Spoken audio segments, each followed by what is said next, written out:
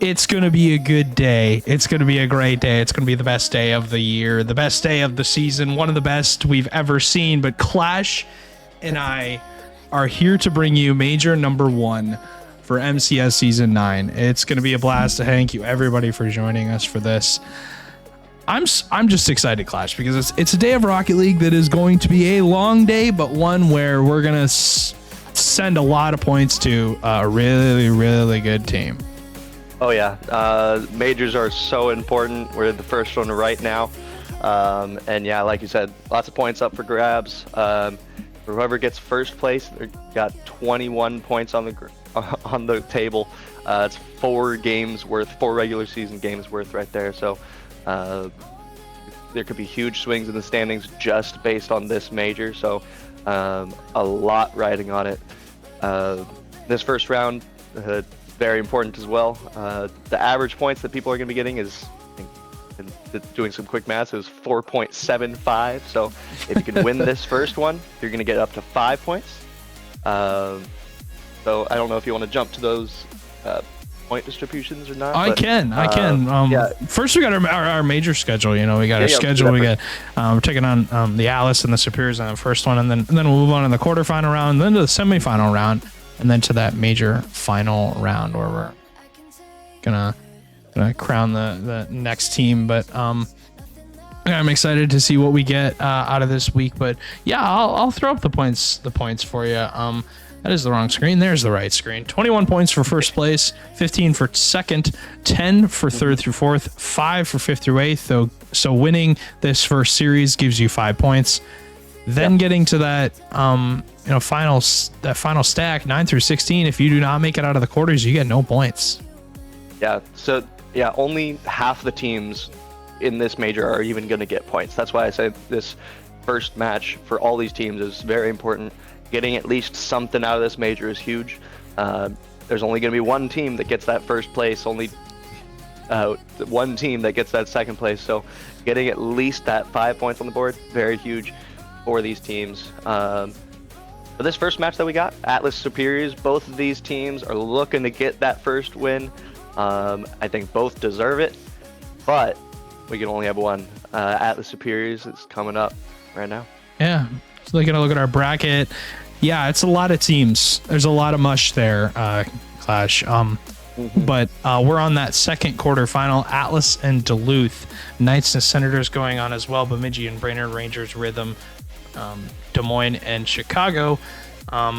Burnsville, Omaha's already decided.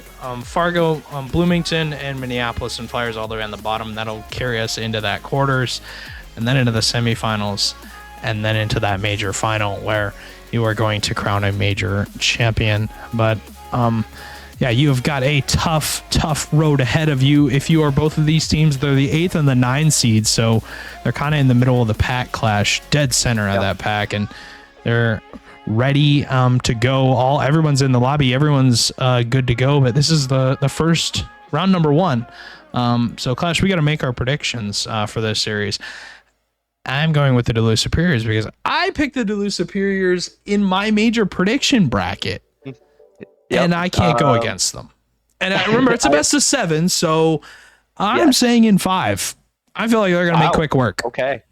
I don't think it'll be that one-sided, and I'm actually gonna go with the Atlas. I believe I'm looking at Blodot because I don't know if for those who haven't been here for a long time, Blodot was challenger last season, and he was a first-round challenger pick. So the fact that he's in Rising Star is still crazy to me. If he plays as well as I know he can, Atlas should win. I think they've been underperforming their potential. I think they bring it this major. I think they can take it. That being said, though, Superiors are a great team. For sure. The fact that they were able to get on the same roster is crazy. The fact that they fit salary is crazy to me. But yeah, I'm going to be taking the Atlas here. I'm going to be taking them in 7, though. I think this is going to be a very good series. A very long series indeed. It's 8 versus 9. On the side of the Atlas, you have got their full roster in Blodad, Ricky the Sig, and Z Small. You've got Duluth with KZ Symmetry and that brand new team with Zesterus. And they're a good roster as far as points go. I've won a lot of their previous matches after making that move. So shout out to Forrest for altering his roster. And it has paid off for him. But Mankato, this is their drafted roster, and they're still sticking with it. They haven't made any moves so far, and I mean, why would you when you've been in the top 8 all throughout the season? But I feel like when we score first, we're going to ring the dinner bell, Clash. It's got to be the opener for both of these squads to get more goals on the board. But back and forth ping pong to start this game for game number 1, and I mean, should be a good start for Mankato as Z-Small will sneak that out of the corner and open the scoring. Yeah, very important first goal here. That being said, it is a long series. I don't know if we mentioned it is best of 7s throughout this major. So we got a lot of games, got to win 4 to take each series. Though this first game is very important, we do have a lot of games to play, so they got to keep the momentum up, whoever's getting these goals now. But yeah, Atlas getting that first one, kind of just a roller in front of the net, able to get it through, and very nice starting goal from Atlas. Good opener for them. They get on the scoreboard now. Duluth knocking at the door as they're pinning Mankato into their half symmetry off that backboard. See if he can get going. Him and KZ have been great for this team, but Zesterus has been on another level for Duluth the last couple of weeks.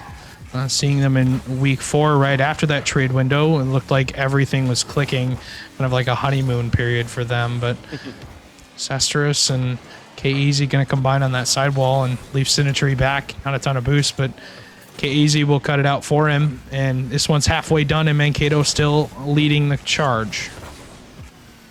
Yeah, they are. I believe. Let me double check that before I speak incorrectly. Yeah. Superiors have won their last 3 matches, all 3-1. So they've been doing well. They were 1-4 before their moves, but as I'm talking about the Superiors, the Atlas are getting the goals here. Ricky the Sig with another goal here. Just a free one on the rotation. Not sure where the defense was. I didn't see what happened to make the defense get back there so slowly, but Atlas up 2-0 in this first game, and I think this first game is very important. Definitely setting the pace for the whole series. Yeah, and not just pace, but setting the pace for your whole night, I would say more than anything, as Mankato really have come out swinging in this first game. Maybe Duluth has a punch of their own to throw back, but they still can't really get out of their half. They finally do, but Vladat still turning that crank and wants to continue knocking at Duluth's door as Z-Small gets the demo on Zesterus all the way down the field, and Mankato have opened it up and are now up by 3. Yeah, I'm not sure what's been happening here for the Superiors. I know that they got the Atlas demoed that last player, but usually there should still be someone kind of nearby, but it fell past that last defender. They got demoed, and just another free one for Atlas there. Superiors are going to need to figure out a way to hold that back line, not let those free shots through, take this series. I mean, I know that sounds obvious, but it's a lot harder than it sounds. They have to figure out a way though, to find those rotations, then plug those gaps, because right now there's quite a few. As there's only about a minute left in Clash, we've been treated to really some opening offense from this Mankato team as they kind of shut down Duluth to start off, and you got to think that if they continue that, they'll really blow this series open and really give a good punch to this Duluth team, who have really been beating up on their last 2 opponents for sure. As Ricky will go missing, S1 60 seconds left, and still Duluth have yet to find the back of the net. If they can find one here with about 45 seconds left, it would be a good opener for them. But Ricky with an open net off the bump, and it is 4-0 Mankato. Yeah, very well done again by Mankato, finding the gaps in the defense. Ricky just faster than the defense there, able to get to the ball first, play it towards the net, and again, the defense isn't there in time. Ricky the Sig able to get another one in. He has 2 goals so far. Z-Small has 2. And Mankato are looking on. They will definitely take this game 1 Now Superiors just need to respond. Yeah, it'll be interesting to see what their response is because it's gotta be quick. But if it doesn't show up in the second game, do you look to the third game and wonder what has to change, or do you think that they're just not playing well in this opening game? I mean, their rotation is just rough. They get one here, which is definitely a momentum help at least. They in their heads now know that they can get points on the board, so they're all right. But yeah, if you don't get the second game, it's gonna be really tough. Knowing that getting that 2-game lead as the Atlas would just be huge for your confidence levels. But I've seen many times people get the 2-game lead and drop it. So yes, I do believe that if they don't make a change right now, them being the Superiors, game 3 they're gonna have to make a pretty drastic playstyle change because 2 games down is huge. For sure. But as right now they just need to plug those holes. And game number 1 ending off with a 4-1 win for the Mankato Atlas. What needs to change for me is really just the holes being plugged as far as defense goes, but also not giving Mankato such free open opportunities off of the bumps and demos, the physical plays, really killing Duluth in that first game. I mean, all it takes is 3 demos on each side, but regardless, the thing to remember here is it is a best of 7, so like you said, you have got far more time to find the back of the net more, but also just in general, change up your strategy, change up your play style, like you said. You're allowed more time just because you're not going to lose as quick. But really, I think despite having more time, you can still lose as quick. As the touch goes all the way across, K-Easy will open the scoring for Duluth off of a great 50-50 from Zesterus, and Z-Small can't handle it out of that corner. Yeah, he gives himself a great pass, thanks, in the quick chat there. He knew he needed to get a better touch on that. Almost made it across his whole net, but it kind of fell just right in front, and it was able to get punished by K-Easy there. He knows he gave it to himself, but yeah, there needs to be better touches for his team there in front of his own net. But it's a valuable first goal there for the Superiors. K-Easy able to make that punish happen. His positioning was good enough that he was able to get that goal. If he's not ready for that, then it's not a goal. But since he was in the right spot, right time, we are looking at 1-0 for Superiors on this game 2. 4:15 still left to go as Z-Small goes missing on his follow-up. Ricky towards the net. He goes missing as well. Blodad's shot is not on target. Zesterus will have it away as Blodat kicked back in his chair, waiting for the ball to come to him. Has full boost, but does miss contact on it, not make contact. As 4 minutes to go, Ricky going to pop it up for somebody to go. It's Duluth's turn, though, as they cut it out right away. Z-Small gets cut as Zesterus will power the bar down the field. He finds the backboard. The teammate, though, they combine on the play as that was Zesterus and Sinitry, as Sinitry almost found the angle, but Zesterus has the quick follow-up off the miss. Yeah, I mean, the goal was good, but man, that pass from Sinitry was crazy. I wanted to see that just go straight in. That would have been so cool, but well done by Sinitry there, being ready. I don't even know why he was still up there, but he was ready. That was a great play by the Superiors there. It brings them up 2-0, and they're rolling for this game. They figured out something, but Bladat's trying to answer as he goes up on the backboard. Yeah, plays it to a teammate that's on the backboard too, though. Kind of a bit of an overcommit there, potentially, from the Atlas, but not punished away yet. Possession given away, though. As Sinitry tries to get one on target, Ricky able to play it off his own backboard. K-Easy tries to get a double tap here. Ricky able to play it right off his own backboard. Then Sinitry leaves it for his teammate. K-Easy trying to get shot is Zesterus. Is there a follow-up? There is. It's going to be a slow one, and it's going to fall right in for K-Easy. And Superiors are now up 3-0, able to get some solid pressure there after the pressure dwindled out from the Atlas earlier. As Duluth is open this game, too, up to a 3-0 advantage. They don't really have to make anybody wait for things, as Mankato wondering what went wrong after this game number 1, as Duluth has figured it out now in game 2 and not making those same mistakes.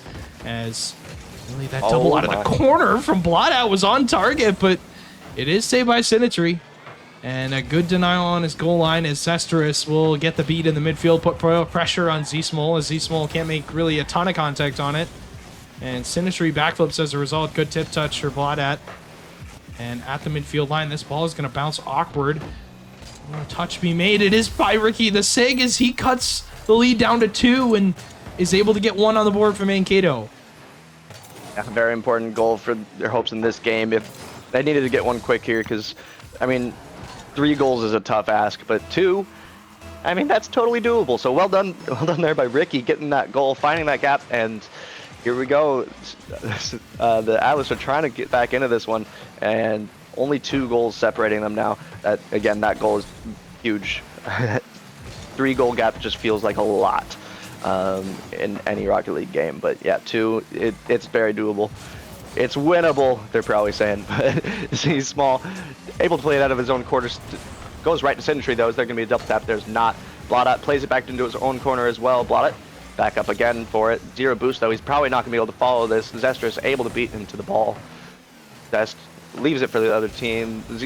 Z-Small trying to get a 50 here. Isn't able to. KZ beats him to the ball. KZ rotating back as Zestrous is left alone back. That could have been a chance, but pinched a little bit wide by Blotout. Sinitree off his own backward. Can he follow it up for a 50? He can't. Beat out by Z-Small. Not in the spot that his team can follow though. Zest plays it to the corner. Tries to get a little bit of control for his team here. Again, they only have to kill time. There's a minute and 20 left, and Spears are still trying to get a goal here. Sorry, that was. Excuse me. I would think Duluth would want a goal too. I don't know why you wouldn't. As Zestrous gets the tip touch, he hits the post. Isn't able to put it on target. Sinitree gonna leave this ball, gonna pop it mid, maybe for his teammate. It's KZ. He goes barred down. As that's what you want to do if you're the Duluth Superiors. Just keep that up. As Mankato really can't do much about that. I mean, if you're Z-Small, you're full boost on the back line, and you are not even able to jump for that one. As he goes barred down with 57 seconds. And with Duluth's win here in game 2, this is only going to force, 5 no matter what, Clash. So, we will get to see the new map. But, I mean, despite anything, it is now really both teams still jockeying for position and all the momentum going into this 3rd game. Yeah, absolutely. With only 30 seconds left, Atlas are going to need to get one now if they're going to want to take this game. It's going into the Superiors half, though, so it is possible here. They're going to need a score now, and they almost get one in target, but it just not in the post. Goes wide. Sinitree trying to answer on the other side. Not quite able to, but he's killed plenty of time for his team with only 10 seconds left. This series is going to be tied up at 1-1, and the series that we're hoping for, close one, we're going to be getting, because these two just traded dominance in their games. Superior's taking his 2nd game in dominant fashion right after Atlas took game 1. So, yeah, we're tied up here. It couldn't be more even. Now game number 3 coming up. We have essentially turned this into a best of 5 instead of a best of 7 now, as we're going to jump into game 3 in just a second. But before we get there, we have to look at the post-game stats for this, because it was a complete flip-flop from the first game. First game was Mankato 4-1. Second game was Duluth 4-1. Still trying to figure out what changed. Clash, I don't know what the deal is as far as really just what Duluth's strategy was. They didn't allow the free goals. They had someone rotating back at all the time. I mean, the demos from the first game only worked so well because the rotations were slow. That last person was stranded back there. If they got demoed, then it was just over. But because those rotations were happening faster, I believe that helped the Superiors so much. There weren't free goals for the Atlas, and Superiors took the game with that. They were able to get all the goals, all but one, and yeah, 4-1 complete flip-flop from the first game. But moving on to game 3, now it's going to be on the Atlas to respond, see how they can adapt, because Superior's figured it out. Now can the Atlas.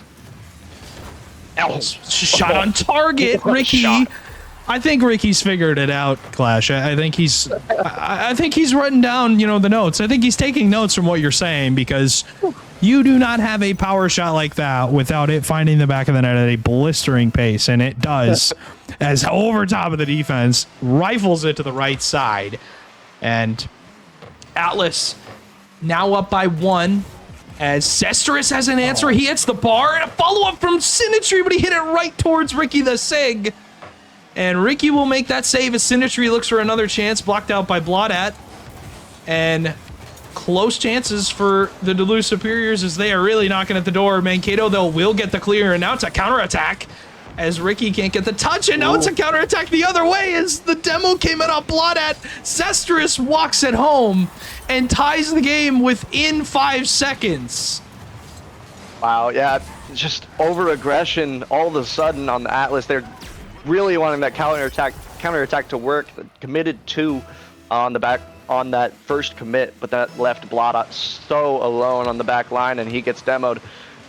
Superior's able to capitalize on what was the issue for the Atlas earlier on, just overcommits. And Atlas quickly responding, didn't like that they gave up the lead there, just got it right back. Z-Small with a nice little solo play, beats 2 defenders there, plays it in the top right. Placement didn't matter, he just needed to beat the 2 defenders.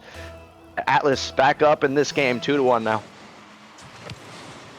Still 4 minutes left, plenty of time for Duluth to tie up the game. The thing that we noticed, though, is each team, when they have lost, has been held to only 1 goal. Will that continue? Will we see the Duluth Superiors answer as they're going to knock the ball all the way down the field? Z-Small's touch kind of gets away. Casey's running. I think they will. And he just tips it on the goal line, and it goes in.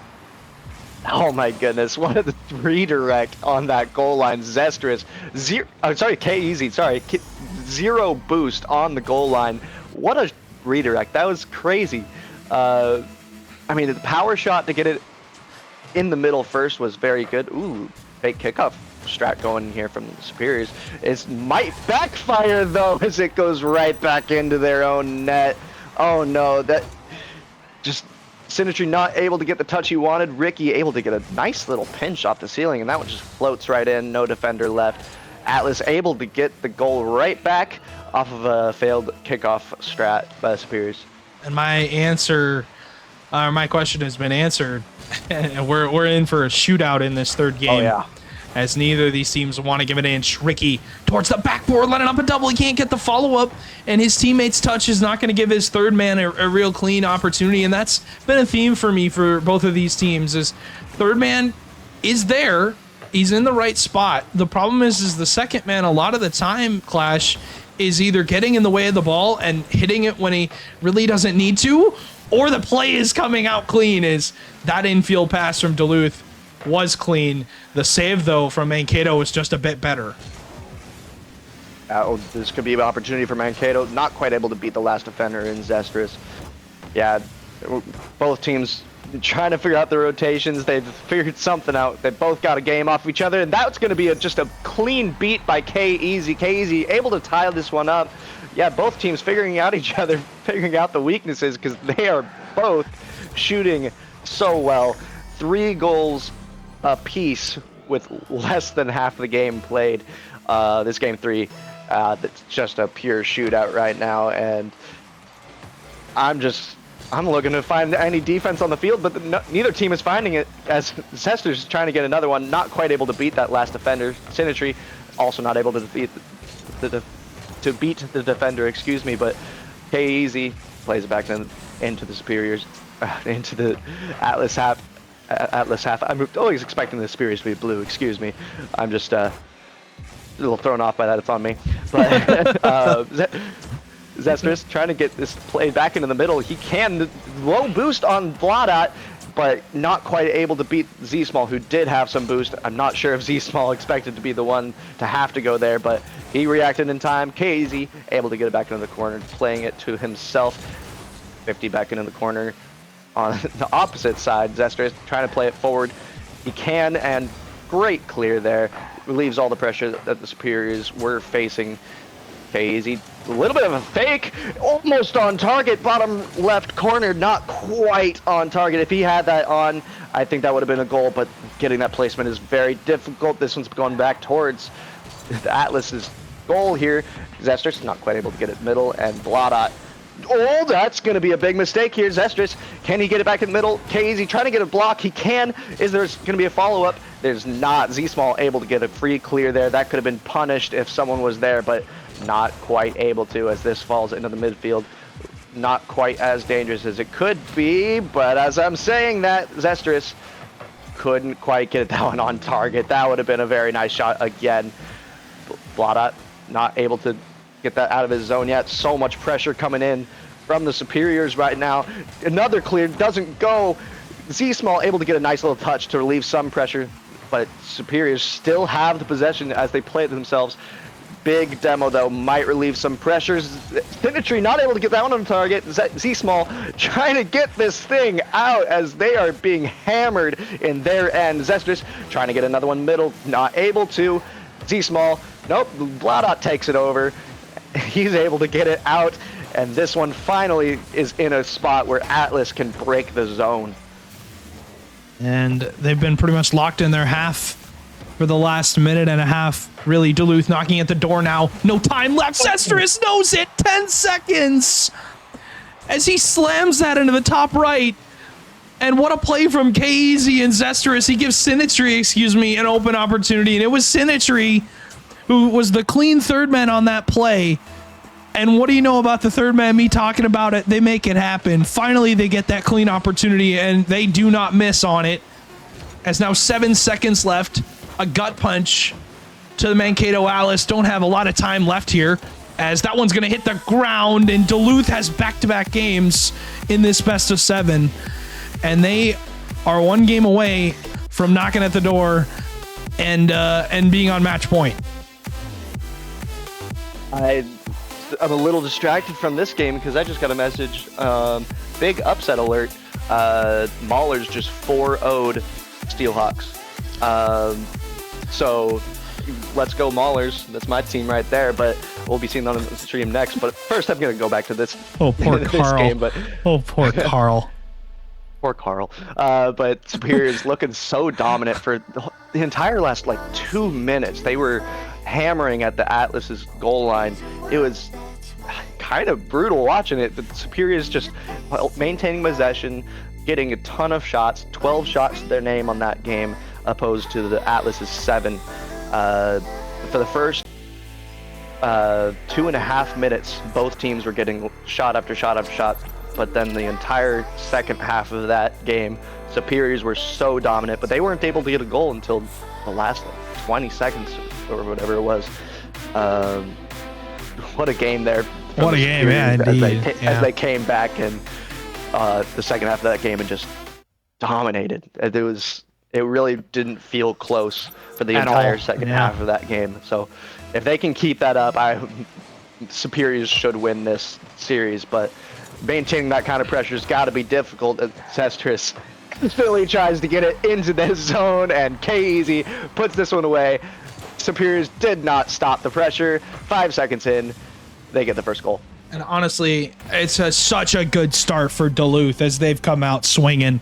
And I really have liked this team, Clash, so far just in this series, but in general. You and I were talking about them pregame. We were thinking, what would Mankato be able to do to slow them down? I really don't goddamn know what to do to slow them down at this point. Yeah, I'm pretty sure this Superior squad actually knows each other. I'm thinking they do. I'm pretty sure because Zestrus was on the Maulers earlier this season. They're lifting weights. He really wanted to be on this roster. Clash. He wanted to make this roster happen. Clash, they're lifting weights. Yeah. That's noticed in the camps. I just noticed in the camps that it was Zestrus and KZ both had a dumbbell in their hands. They were lifting weights. The stronger individuals. Yeah, just the stronger individuals. But this game, 30 seconds in, Clash, Superiors have struck twice. What does Mankato do at this point? They got to get it going on offense, and Only way to do that is to play some defense for now, but Stutch is going to go all the way across. It might sneak in, but Z-Small and Bloodat always have each other's backs, and they will have each other as they are going to pinch it away. And a minute in, Duluth has struck twice. Can they strike again? I mentioned early in this series that Bloodat is a great player, and I'm really looking for him to start kind of carrying his team. I mean, he's the first pick for his team for a reason. He needs to be that spark for his team as he tries to get a middle there. Not quite able to get through the defense, but yeah, Bloodat has experience, has challenger level experience even, and he's been kind of quiet. It's been more of his teammates that have done more of the work. I felt like Ricky and Z-Small have done a lot for their teams, but I haven't seen Bloodat do a ton. Maybe he's doing more of the defensive work, but unfortunately, the defense hasn't been there as much. So, yeah, I want to see Bloodat start doing what he needs to do. A little bit more mechanics, a little bit more individual plays from him. Because yeah, right now you have to find something to do, and because Spears are working them as they try to get it back into the zone. Bloodat goes missing. Ooh. This is another free goal. Sinatry able to put this one away. Great little play over the last defender. Gets Bloodat in a weird spot, but Sinatry, simple placement, but it opened that often the hardest, and he puts that one away like it was as easy as it was. K-easy is what it was. Yeah, exactly. As K-easy as it could possibly be. That. I was going to ask you, Clash, who's your MVP so far for this team? For me, it has to be K-easy. He's been finding the back of the net for his team, setting up his teammates, giving them clean opportunities to follow up. He's really just been, clean as far as the, gameplay goes. But another score coming in, Green Bay taking Bloomington, taking St. Paul down in 5. They 4-1 the Senators, so the number 1 seed moving on. But as Duluth have opened up this game to a 4-0 advantage, they really are. They do not want to see any more of this series. They want it done as fast as possible. Clash. They're trying to end this thing. Yeah, I think my MVP's got to be Sinatry. He's made a lot of really good plays on the opposing team's goal line, like redirects, things like that. Just getting goals where goals don't look likely, and just able to keep the pressure up so much. Sinatry is my MVP right now for the Superiors, but there's another goal here. Zester is able to get a long-range one in.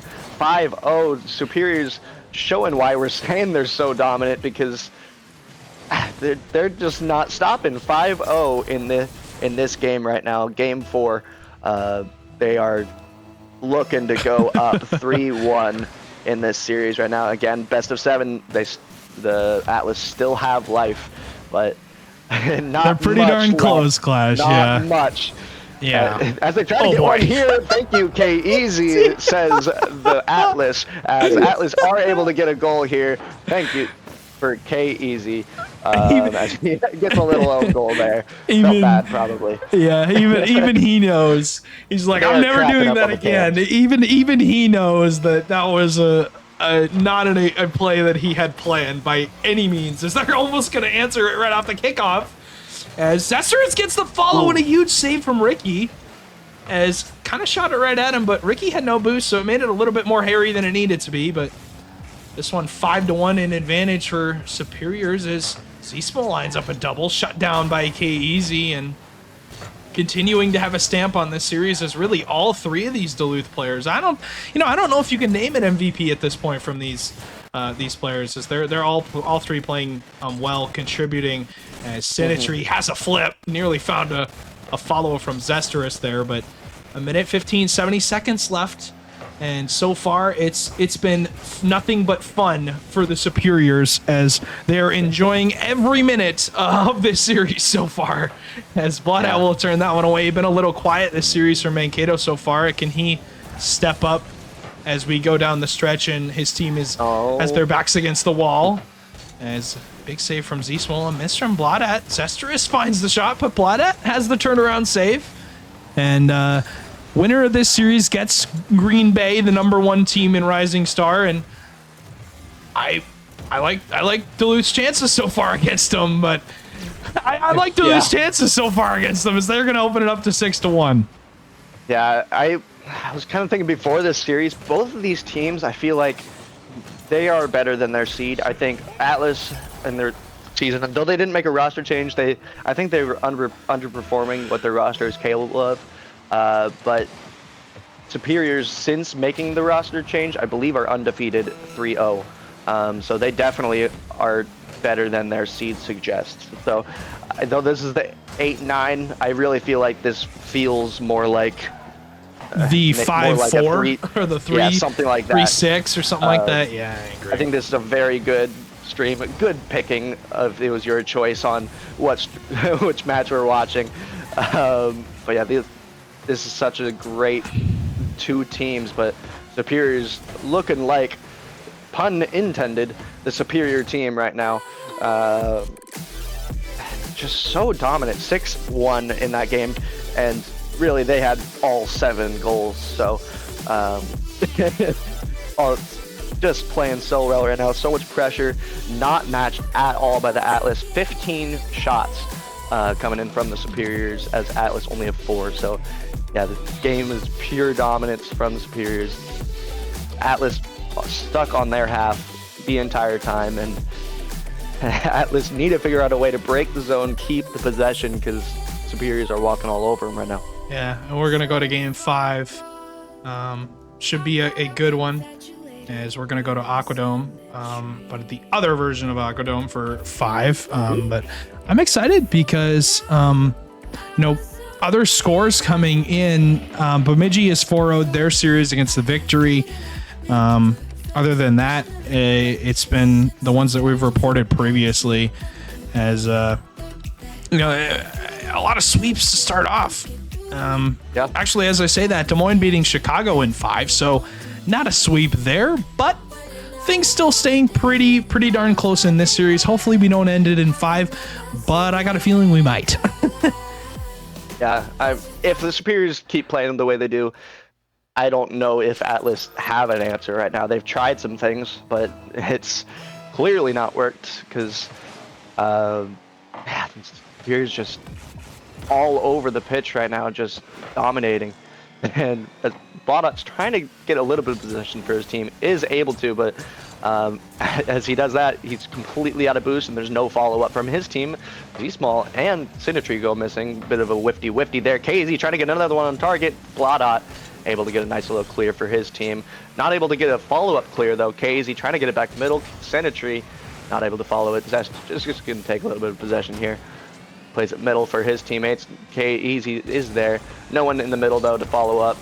Spears happy to let this one kind of die out. They didn't quite have the possession they wanted, as they're now going to be going back on the offensive end. Sinitree plays it back in the middle. Blodot able to deal with it well, gets it back out. Superiors again starting off pretty hot, but Atlas look like they have a little bit of an answer for it so far this game. 1 minute in. As Duluth, I mean, yeah, really overall, Clash, it's been Duluth to really have the offensive confidence, but also the pressure through the last couple of games. They've been really keeping this Atlas team locked in their half with no boost. As you see, Ricky missing that corner, and he won't be able to clear the line for his teammates. The Sinitree's off the backboard, finds Zesterus on the drop down. He put it on net, but Ricky has the save. As Zesterus recenters, he finds KZ. The follow-up is not on target. And we're a minute and a half in, now almost 2 minutes, and Duluth still knocking at the door trying to end this series in 5. Pressure is unrelenting. They haven't been able to leave their zone at all. There's been a couple times, but it's gone right back in, and oh my goodness. And there's the goal. Left the last person on the line with 0 boost. Just too fast of a shot for Ricky to be able to get back to. Doesn't challenge immediately and is punished for it. Sinitree beats that last defender, and the Superiors finally get the goal that they've been looking for this entire game. Have not stopped. Disaster's trying to get another one there, but not quite able to. Yeah, the Superiors just unrelenting right now on their pressure, and Atlas need to figure it out right now because they are on their last life. And obviously with that forfeit from Omaha, as they were not able to play tonight, Des Moines and Burnsville will be running into each other in a quarter final match. But the winner of this, like I said, gets Green Bay, that #1 seed. Not really what you want to be finding, but confidence definitely at an all-time high for Duluth. But as I say that, they can't get back. They can't make the save. And maybe this is Mankato's moment, Clash. Maybe this is where they finally break through and score a bunch of goals. But they haven't been able to get out of their half yet. And this game, two and a half still left, about half the game left. It really has got, it's come down to this. The more goals you find, the less confident Duluth is going to be. Because when they're confident, I don't feel like Mankato has a chance. Yeah, Atlas cannot let the pressure that they just figured out how to get for a second die away. Because, yeah, like you said, Superiors have had so much that, oh my goodness, there was almost another goal there. As the Superiors, yeah, they had so much pressure that the Atlas cannot let the gas off. I kind of lost my train of thought there. I'm just going to switch it up as he's trying to get the pressure back in. As he's able to get a double tap. No defender there on the backboard. I'm trying to figure out where Atlas, where Casey completely ran out of boost, but still was able to get back to it. Ricky looks like he might have backflipped as Casey able to put that one away. And Superiors back on top in this game. They just have to hold this lead, and they take the series.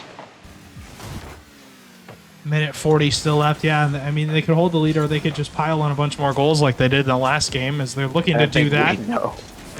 I think we know which one they're choosing. I think we know their selection here. It's nothing new. It's not going to change. As Seasmole and Blodak going to run into each other. Ricky will leave that for his teammates to deal with. Won't make any contact on it. We've seen that a lot from Mankato. Their first man playing soft. Not really doing much on the ball. Kind of being that force option. I guess you could say the force option's good, yeah, but if you don't make contact at all and any of the time, it's not really going to do much for your back line. But Blodat finally waking up here, gets a great pass from Seasmole. His follow is so fast, and he doesn't even give Duluth a chance to breathe.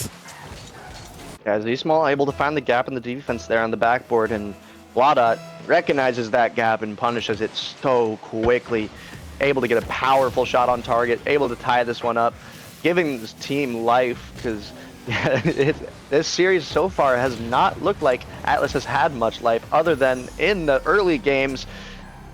Superiors don't like them having life. They want them gone right now, as they get another one here. 1 minute left. Superiors back in the lead as quickly as their lead was lost, and 3-2 now. 1 minute left. Superiors on top.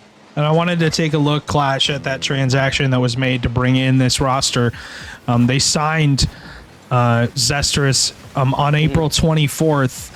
That free agent day signing, that move that was made, they got rid of King Soul and instead picked up Zestrous, and then made a trade for Sinitry with Hibbing.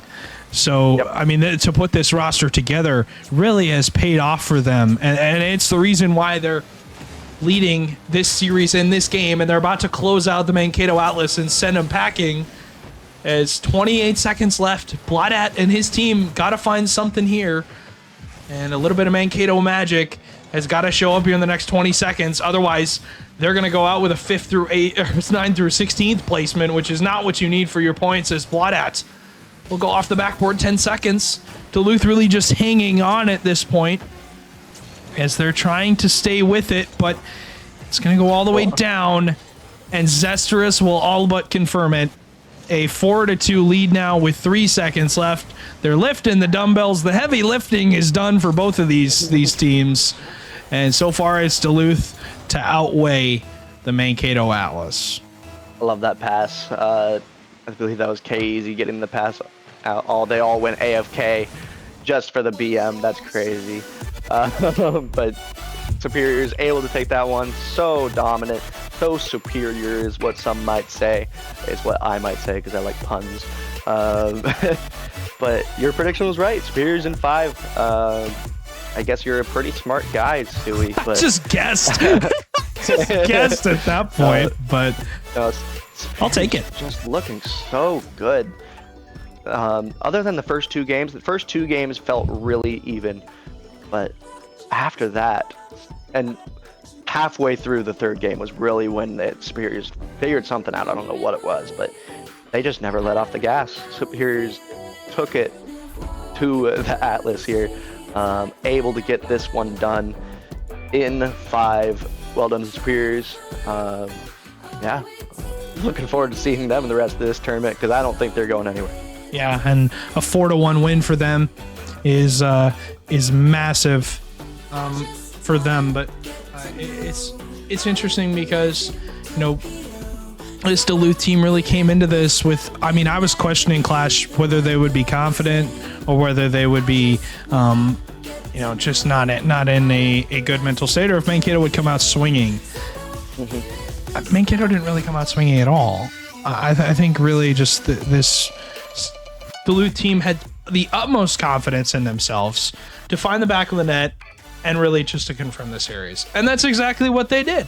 Able to take this first one of the night, and our next one coming up quick. It's going to be a quick turnaround, Clash, because you know, we're still waiting on who we're going to get in this next one. But we know for sure it is your Bloomington Maulers that will be playing. So Bloomington will play still the winner of St. Cloud and Minneapolis. That one's still going on, so obviously that's a pretty darn close series. But really that's what we're looking for, Clash. As I mean, honestly, just your final thoughts on this series of, you know, Duluth going forward. If they can maintain what they did in that series, they could easily make the grand finals. I think they're a very deadly team. The amount of pressure that they were able to maintain through game after game and after not game, lose it either. Yeah, it's just so impressive. Like, I don't know what team could stop that. That some team has to figure out a way to hold their defense for long enough and keep the possession that the Superiors were holding that entire time. Because, I mean, yeah, for future games for the Superiors, I don't see a way. I don't see a way that they wouldn't win if they keep going how they played. Atlas are a great team, and they did not look like a great team. But I think that was way more credit to the Superiors than it was a blow to the Atlas. For sure. And Superiors looking so good. Indeed. And for sure we got Bloomington in this next one. I don't know why their text is not up, but we'll go ahead and then just show the points again, as I went to the wrong screen. But we'll go ahead and show the points again. Mankato, unfortunately, bowing out with nothing. I mean, they don't get any points. Duluth is guaranteed they're guaranteed to have at least 5 points, so they got a match win. They'll get their 5 points for that. But now moving on, as they get higher and higher, the more points increase, obviously, but their confidence is going to increase too with that. I really think that it's important for them to understand that it's about the next series, not the one that you're playing. Yes, finish the one that you're playing, but make sure you finish it strong and then move on to the next series. So the next series is only going to get you higher and higher in the rankings. And like we said, these majors can tell the tale of who wins the season easily. Yeah, every match is the amount of points that a single week is worth, or a single game is worth. And you're playing it all in one night, so and it's all in one night. So whoever can maintain that and get all the way to the finals, that's plus the one extra point. There's basically 4 match wins just all of a sudden in this major. So whoever wins this is looking great to make LAN, potentially even a high seed at LAN. This one isn't as many points as the second major, but man, you can't say that it's not going to be a huge impact on the super late season standings. For sure. Yeah. We gotta throw it to a break now, Clash. We got a couple minutes. Sounds good. Got about a little bit of a short break. I'll throw it back to us super quickly, but thank you guys for joining us for this round number 1, excuse me. for this series, but we're going to throw it to a very, very short break. Shouldn't be too long, but shouldn't take long for us to set up the next series. But Mahler's taking on somebody when we return for the quarterfinal. Match number 1 in the quarterfinals, and we'll see you there.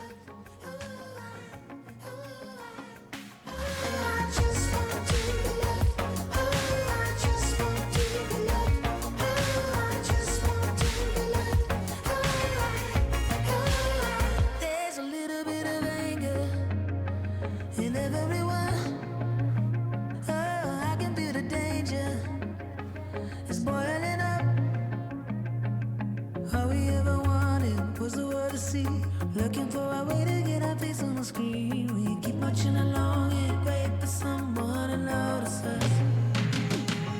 I just want to be loved. I just want to be loved. I just want to be loved. I just want to be loved. I just want to be loved. I just want to be loved.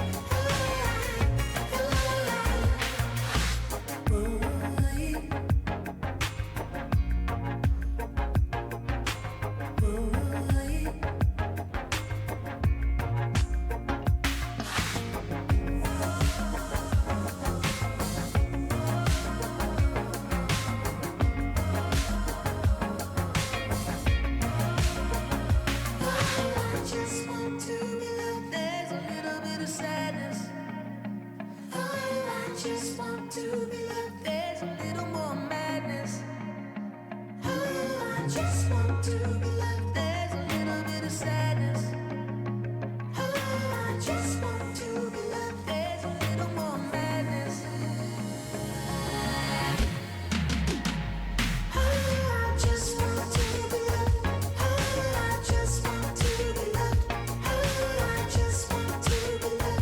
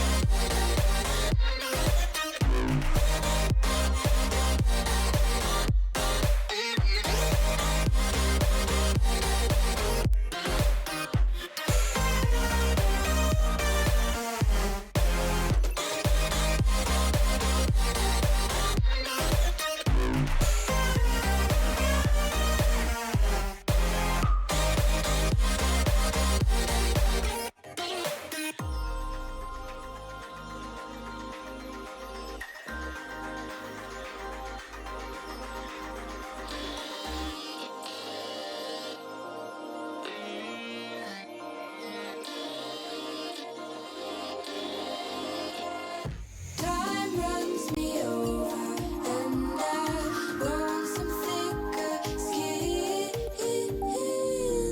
Learn to be skeptical of those with good intention. Why is it hard to love without hurting anyone? Are we still young? Are we still young? Are we still?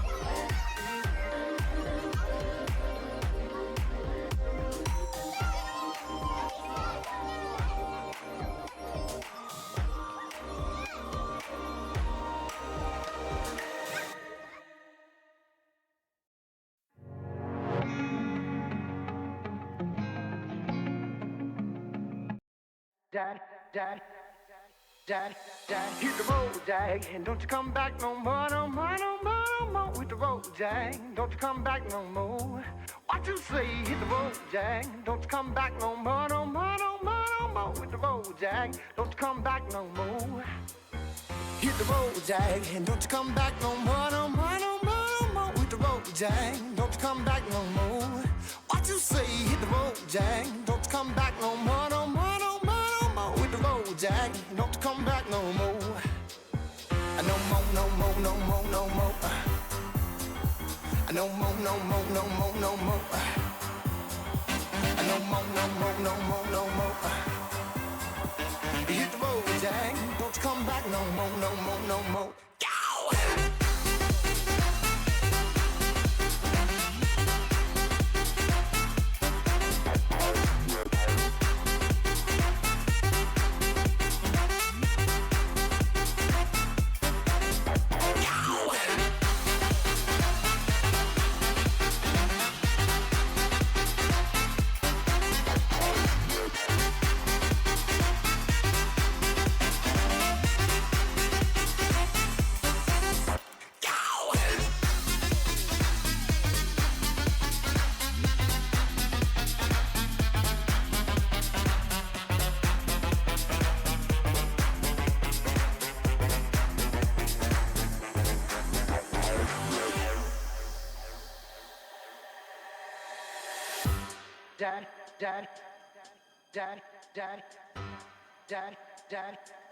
All right, welcome back, everyone, to some more MCS action. Got Major 1.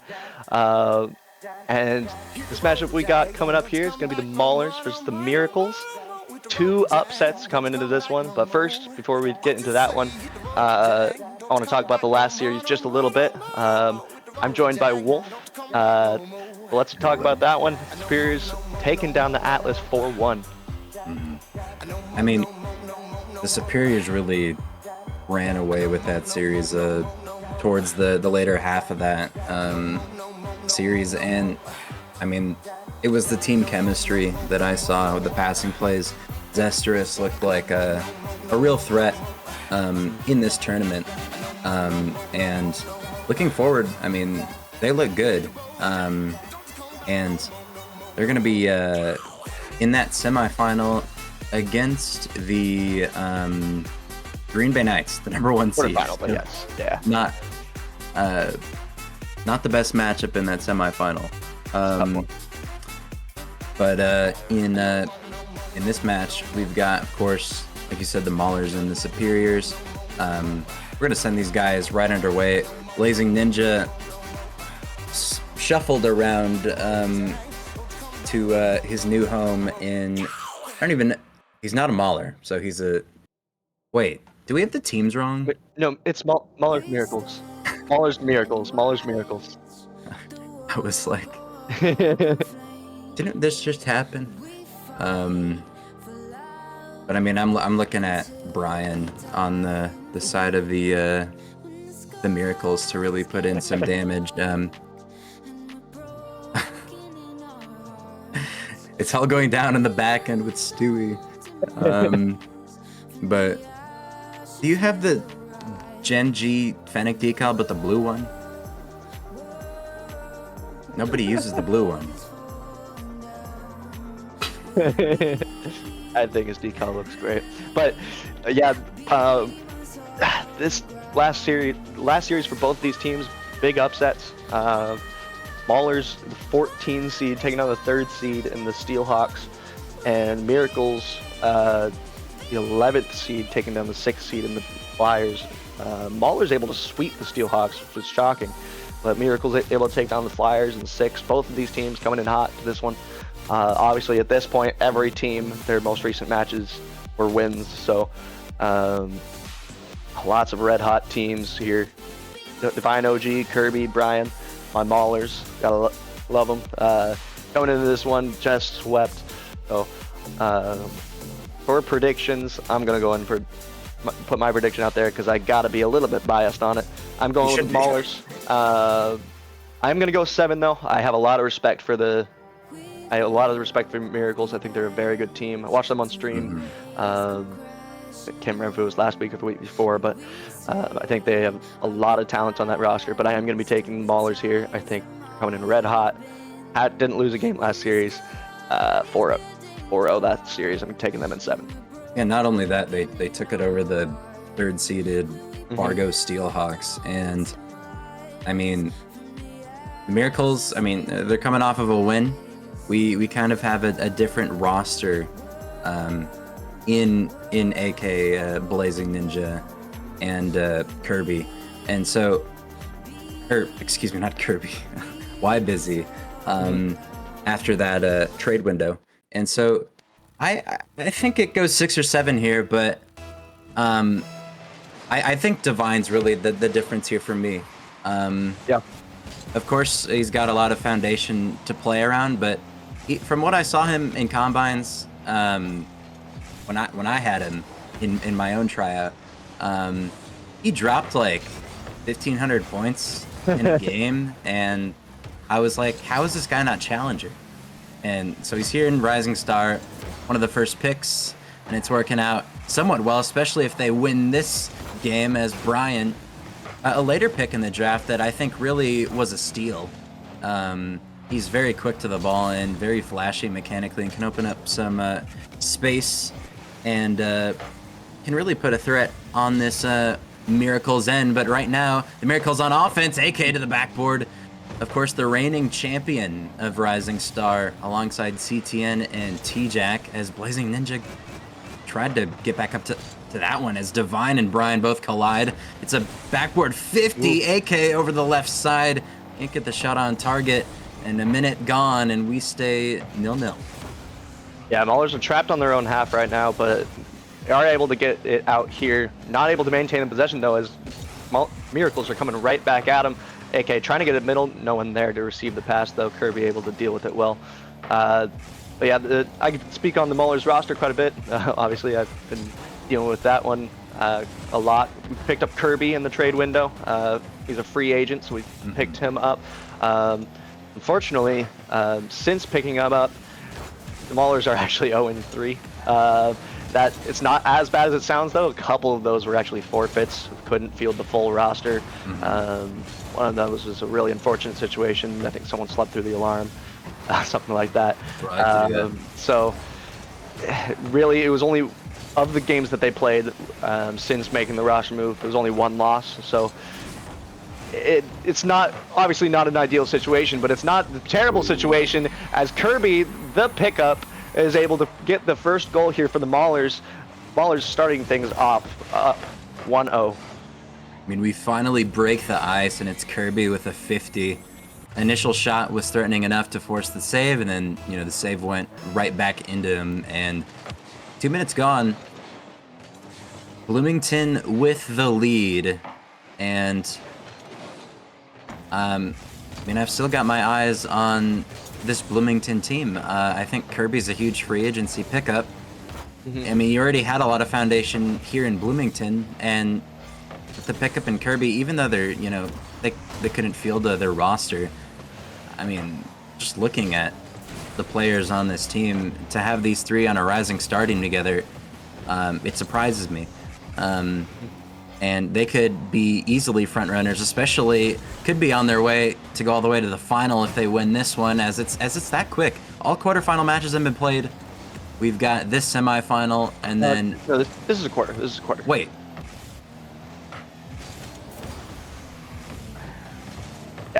We're in quarters, so we still got a couple matches What? to go. Now we've only played one match so far. Are we playing all the quarters? This is quarters. This is quarters.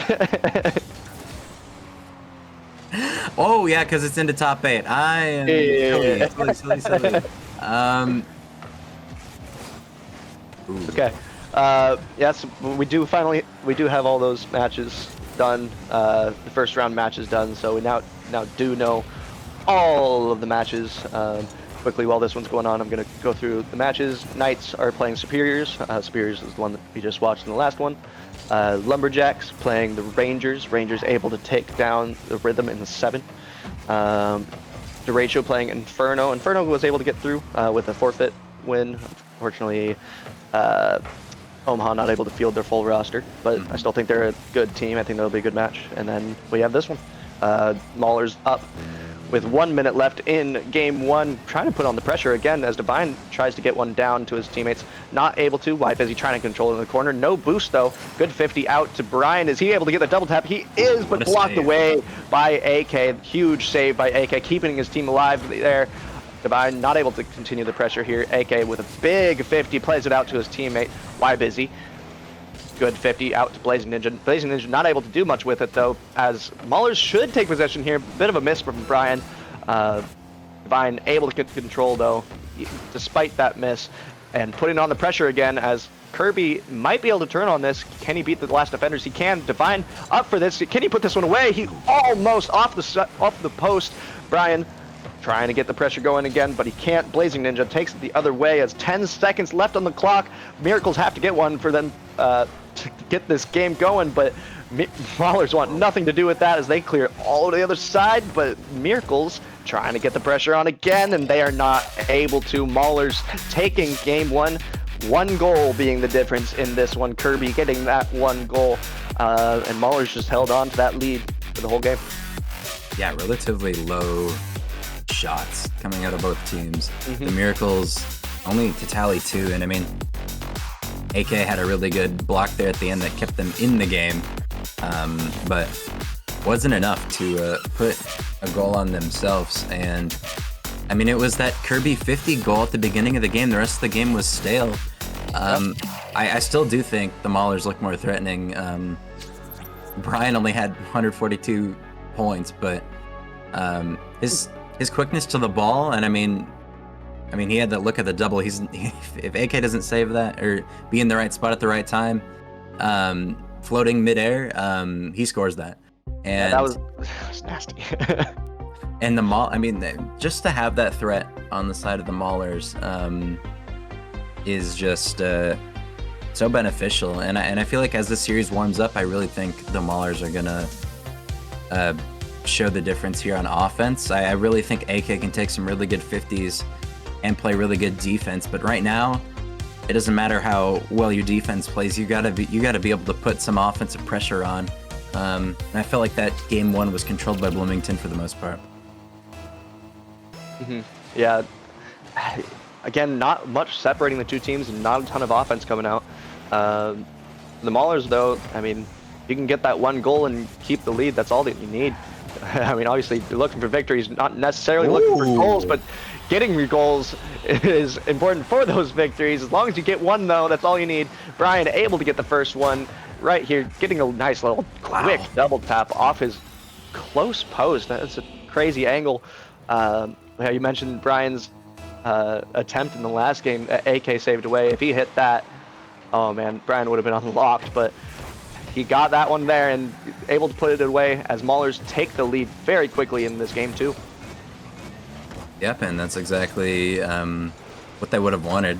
Maybe they can extend the lead to even more, as it was, you know, a lot of defense and mainly midfield play that it kind of felt like the Maulers were kind of keeping it in their half, not really putting on any shots. Why busy double from the left side is going to find all the way over to the right side of the net. What a shot! Is that Squishy Muffins or Why Busy? I can't tell the difference. What an angle! How did he find that? He plays it to himself off the backboard, gets that double tap. Nobody on the Maulers expecting it, and why would they? That was just such a beautiful touch by Why Busy, able to get that shot. If he can keep doing that for this series, Miracles are going to win. But I mean, how likely is it that Why Busy can do that again? That's a bit of a challenge for you, Why Busy. I want to see it. The Maulers are trying to put the pressure back on. Kirby off the sidewall, able to get it middle. No one there to catch that. Yeah, Why Busy. If he can replicate that kind of performance, that kind of shot more times in this series, Miracles should win. But man, I don't know how much that's going to happen because that was a shot and a half. Brian able to get a clear out, but plays it kind of to the opponent as Divine can't get the save on the goal line. AK getting a slow crawler into the net here as Divine's just super awkward coming off the backboard. Miracles taking the lead in this one, 2-1. Yeah, just didn't have a threat. Didn't have pressure on the oncoming shot. Kind of just let AK have that shot, and then Divine, you know, almost giving, you know, credit to him. If he gets like 5 more seconds, wow, what a shot from Blazing Ninja all the way to the left post. Miracles go up by 2 here, but I mean, Divine on that last play all the way up on the backboard. I mean, give him like half a second, he probably saves that ball. Yeah. As he was recovering well to do so, but I mean, all of a sudden, you know, it's a 2-goal swing, and it's a 3-goal swing. Why Busy into the back of the net, off the kickoff. The Miracles are taking away game 2. Great fast read by Why Busy. I'm shocked that I believe it was AK left that for him. He was right there too, but Why Busy must have called something because he had a great angle to the ball. AK trying to get another one. He does. 5-1 super quickly in this one. We're only a minute and 40 seconds into this game, and the Miracles have a 5-1 lead. They're looking very dominant. 2 kickoff goals in a row. Yep. I mean, if they can keep getting those 2, they're going to win this series. But Miracles able to find the holes on the kickoffs. Maulers need to figure out the kickoffs right now because they're bleeding from them. As Kirby able to get a huge dunk. Divine able to follow it up. He does put this one away. Massive dunk by Kirby there. Able to keep this one at least possible for the Maulers to come back. They still have to find 3 more as the Miracles are up 5-2 still. But Maulers have life now. Maulers able to get a goal here. Again, there's 2 kickoff goals for the Miracles, so the Maulers, if they can talk about that in their heads, then they might be able to get it back. But Why Busy does really like these kickoff goals as he gets another one here. Bit of a rough touch off the sidewall from the Maulers player, and Why Busy able to put this one away. Simple punish for him there. 6-2, 4-goal lead again for the Miracles. Yeah, it's a back pass attempt from Brian that Divine wasn't ready for in time, and it's a ground double on the side of Why Busy, and if you thought that 2 kickoff goals weren't enough, pretty much a third one there. As I mean, it's insult to injury at this point. I mean, it was somewhat achievable if you hadn't conceded 3 goals pretty much off the kickoff. But now it's a 4-goal lead. Kirby off the post.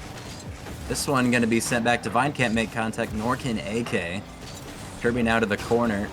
Gonna get bumped out of the way, and Blazing Ninja pop this one to the side. Divine to the corner. Wybusy can't cover it. Will get demoed. But it's about time we see some offense from the Maulers again, as that's a good 50. It's on target. AK gonna make a save off the backboard. Brian to the backboard. Divine now up. Good 50 from AK to keep this one in a savable position. They've bumped each other on the goal line, and Kirby will put it away. Though I'm sure they're in comms. I mean, they're definitely in comms. Blazing Ninja gives a sorry in the quick chats there, as he knows that he just rotated right into his own defender. Ballers will take that one, as they now have only 3 goals left. I say only like it's not a lot, but it is. Maulers still need to keep this train rolling because they have 3 goals to go. And Brian trying to get a flip reset but doesn't get quite much of anything on his touch there. Kirby able to play it middle for Divine. Divine not able to get there in time though.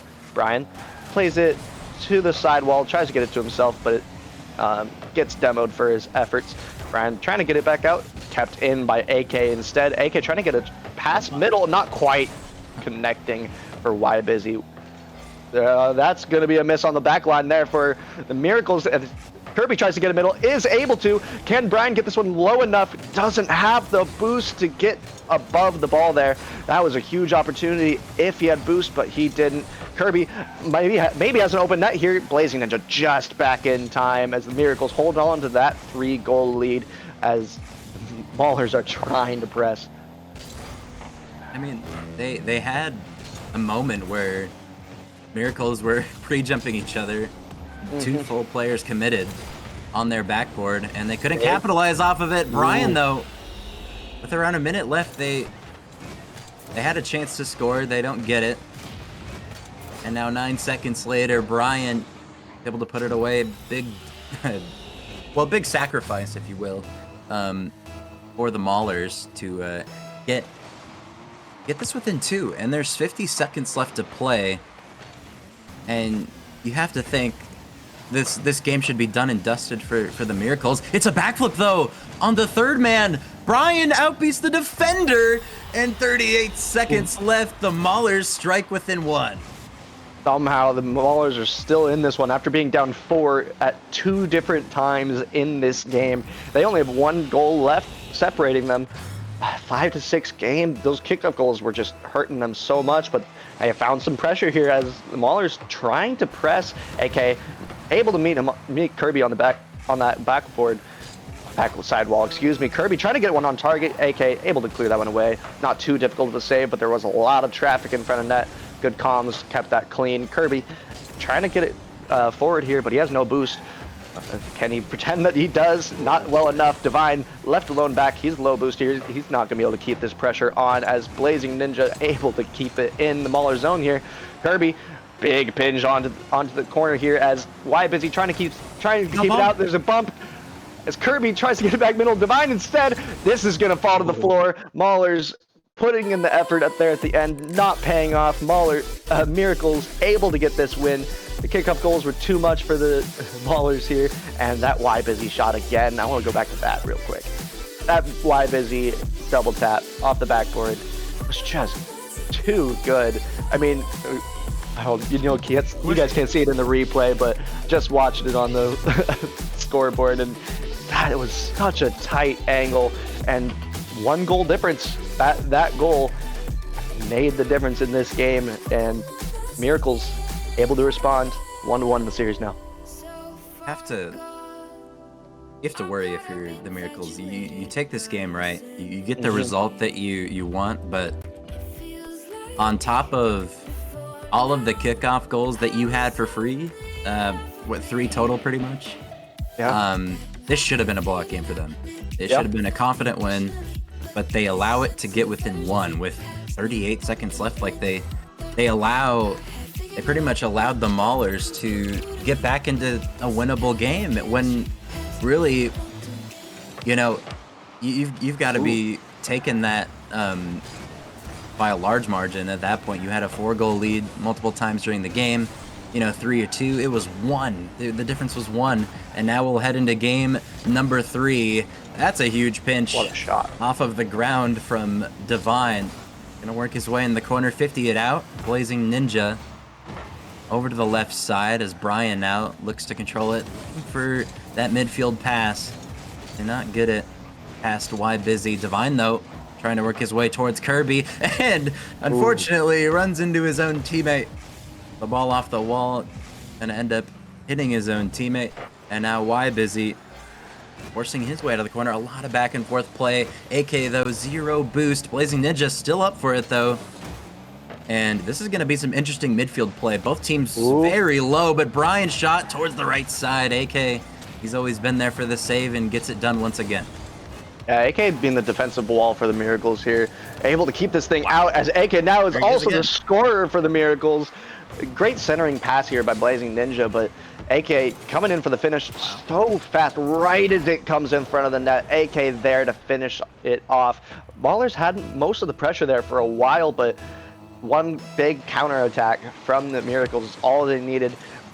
Miracles now up 1-0 on this game 3, and I feel like this game 3 is so important. Whoever takes this one has so much momentum, because like you said, that last game, though Miracles took it, it didn't feel great for them because they almost let it slip.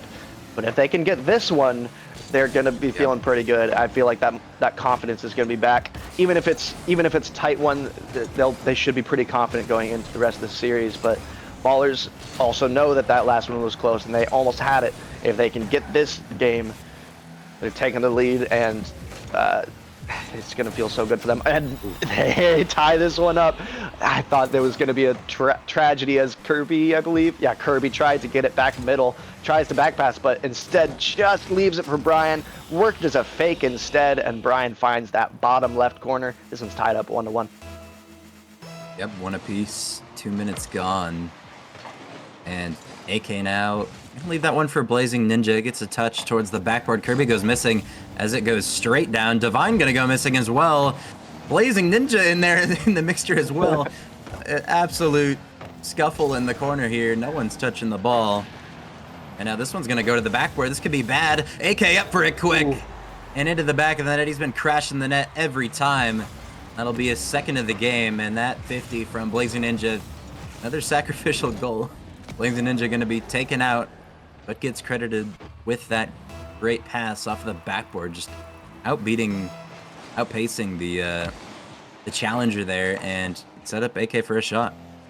AK, both of the goals coming from AK this game, and it's been just his pure speed, finding those gaps in the defense, knowing when they're happening, before they're happening, and AK just faster than the defense to those balls, and yeah, because of that, now Miracles up 2-1 in this game. They're trying to get another one here. Kirby deals with it well off his own backboard. AK spoke his name a lot already so far this game as he's trying to get it back in the middle. No one there to receive it. Doesn't quite get through either way. Y Busy trying to get it middle. Gets bumped for his efforts. Divine not able to get a bit of a clear as it falls. Not super dangerous territory. Kirby needs to deal with this though. Is able to. Brian, great clear from him as that relieves all the pressure that Miracles were trying to build up. That being said, Y Busy trying to put it right back on him. Divine goes missing. Here's a backboard hit from Kirby. Is he able to follow his own touch? Not quite able to. Didn't have much boost to follow it. As now it's going to be a bit of back and forth. AK in for the redirect. Not able to get it on target. Lots of ping pong going back and forth now as Divine tries to get back on this one, and he is able to get this one on target. 2-2, Divine able to put this one away. So much back and forth, pure counterattacks from both teams here. Divine able to get this counterattack in as this one is now tied in a back and forth game. If they catch the Miracles overextended just a little bit and gonna tie up the game. And That's a quick shot, though. A quick response from Blazing Ninja. The player pretty much overcommitted on the last play. Gonna get it back here, and it's just... it is just complete chaos on the defensive end. It went off of... it went off of, I believe it was Busy in the corner, and then Ninja also ended up bumping the guy on the back line, and all things just went in the way of the Miracles there to get that goal back, and that's huge with 1:20 left. When I guess up until that last game, it was kind of high score, or kind of low scoring. As Kirby redirect towards the net, player goes missing. Busy now gonna take this one low. Does lose it to Divine though. Blazing Ninja can't read the backboard. Divine ties it up, and that backboard has been an issue, especially for the Miracles to deal with. Been a lot of back and forth, a lot of bang ball, and I feel like that playstyle is working better for the Maulers than it is for the Miracles. Miracles are doing well when they can have that pressure, have that work on their speed, but when it's going flying, oh no! Oh, I thought it was gonna be out for a second. AK able to get that one just underneath the crossbar. I thought for sure that was gonna be crossbar and out, but AK keeps it just low enough to keep that on target. That was a free goal there. Another kickoff goal coming from the Miracles. Maulers have to figure out these kickoffs. I'm not sure what's going on. This another one almost goes straight back towards their net and into their net. Divine goes missing. Here comes the Miracles as Busy trying to put it back in the middle. Miracles happy to not overextend here as they don't need goodness. to. AK just floating onto that ball. Free possession for him as Busy tries to get another 50 here as he takes it middle, not quite able to 50 past the last defenders, but able to maintain possession. That's all they need right now. 30 seconds left as the Maulers try to clear. Kirby now gonna pop it downfield, just gives possession though to AK. Does lose that 50 to Divine, to the backboard it goes. Divine is gonna be off the mark. On the left side, Kirby trying to maintain possession, but AK gets a touch on it. As time is dwindling down, Blazing Ninja gets beat by Kirby. Brian, though, flips away from the ball. Demo comes out to the backboard. It might not matter. They just have to drop it. The Miracles take 2 back-to-back games and are sitting at 2-1 in the series. And I mean, I'm looking back to that AK goal. It was wide open, but I mean, by the looks of it, if he dodges into that ball, the timing of the bounce, he was gonna soar it over the net, and so he kind of had to just like pull back and not use that dodge. And luckily for him, it went in and almost still went over the crossbar. But complete chaos in that game. More kickoff shenanigans and more mistakes. I'd want to say more sloppy, but at the same time, there was a lot of really good plays that involved physicality. I think Blazing Ninja's done a really good job of just harassing the Maulers' end and making it very difficult to deal with anything. Clash, you trying to get in there? I saw Maulers and I just wanted to I mean, I used to play for the Miracles. It was tempting to click the join button. No, go Maulers. But oh man, yeah, Maulers kind of let that last one slip away. I feel like they had chances at the end, but their kickoffs right now, they're just not going their way. They need to figure something out there. That one almost pinches straight in. That would have been a crazy little pinch play from the Miracles there. But yeah, Maulers, their kickoff plays are not working well. So many going against them. 1 or 2, and I might call it luck, but there has been 4 so far this series, and you got to put some blame on the Maulers and some praise on the Miracles for how they're dealing with that, because that many just can't happen. You're not going to win series if you're giving up that many goals that consistently. Just off the kickoff, it's AK once again able to punish right in front of the net. Maulers not able to control this ball how they want to. Blazing Ninja putting it in the middle. AK quick to the ball and puts it away. 50ing Kirby. Big dunk hit for him there. A dangerous ball in front of the net. And Kirby looking to maybe take a 50 there. Don't know if they had low boost on the play or not, but they kind of ran off the post in that like divot on that right side and kind of lost their car's traction on the ground and made it difficult for them to get a strong 50. And that's exactly what AK was hoping for. Puts it away as Divine and Blazing Ninja demo each other. Why Busy looking for some space, but doesn't get any from Kirby. Gonna deny him in the corner. Brian now puts it central. Ninja now with the best touch. Divine backflip leaves it for Kirby, but AK, once again, he's on the offensive side and the defensive side. I mean, it's almost like Anthony Edwards doing well in the Nuggets series, but just has to do that now in the Maverick series. But Kirby forcing his way into the corner. Can't get it past AK though. And the Miracles, this is a huge swing game for them. They're able to win. They're already up by 1, but that puts them on to match point. Winning 3 straight is not an easy task whatsoever. Brian shot on the net. No one there to put a hand up, and they tie up the game. Brian, so fast. That ball looking like AK out there, beating that last defender. Yeah, Ballers trying to put that pressure back on as they do and get that goal back. Miracles have been looking real good, but Maulers, they're quick shots, quick possessions, and quick goals, able to keep this series close. As yeah, if Miracles can get this one, it's going to be hard, so hard for the Maulers to win, but Maulers could tie this up here, 2-2, lots of time. They only need one more to take this one, and then they just have to maintain, but that's the same scenario for the Miracles as they get one right here. Now they just have to maintain this lead. But so far this series, maintaining the lead has not been going very well for either of these teams. Miracles, again, in Game 2, way up, 4 goals ahead, but almost lost it. And then the Maulers led, I believe, in the last game, but then lost it. So I think both teams are just looking to see how well they could shoot out. What a little musty attempt for Brian. No one on the defense expected that weird angle that he was able to get on the ball, and Brian being a bit of a can opener for his team there, opening the can. Divine just a little tap away as Brian did all the work, but well done by Divine for being there. Maulers tying this one up, almost a 2-2-2-2 on the scoreboard, but not quite. Divine trying to get another one on target there as Miracles are able to clean this possession up. I mean, we call those moments Terra moments when we get the score to say all the same number or something similar or something that sounds good. But it's a tie game, and Divine quick shot though. I mean,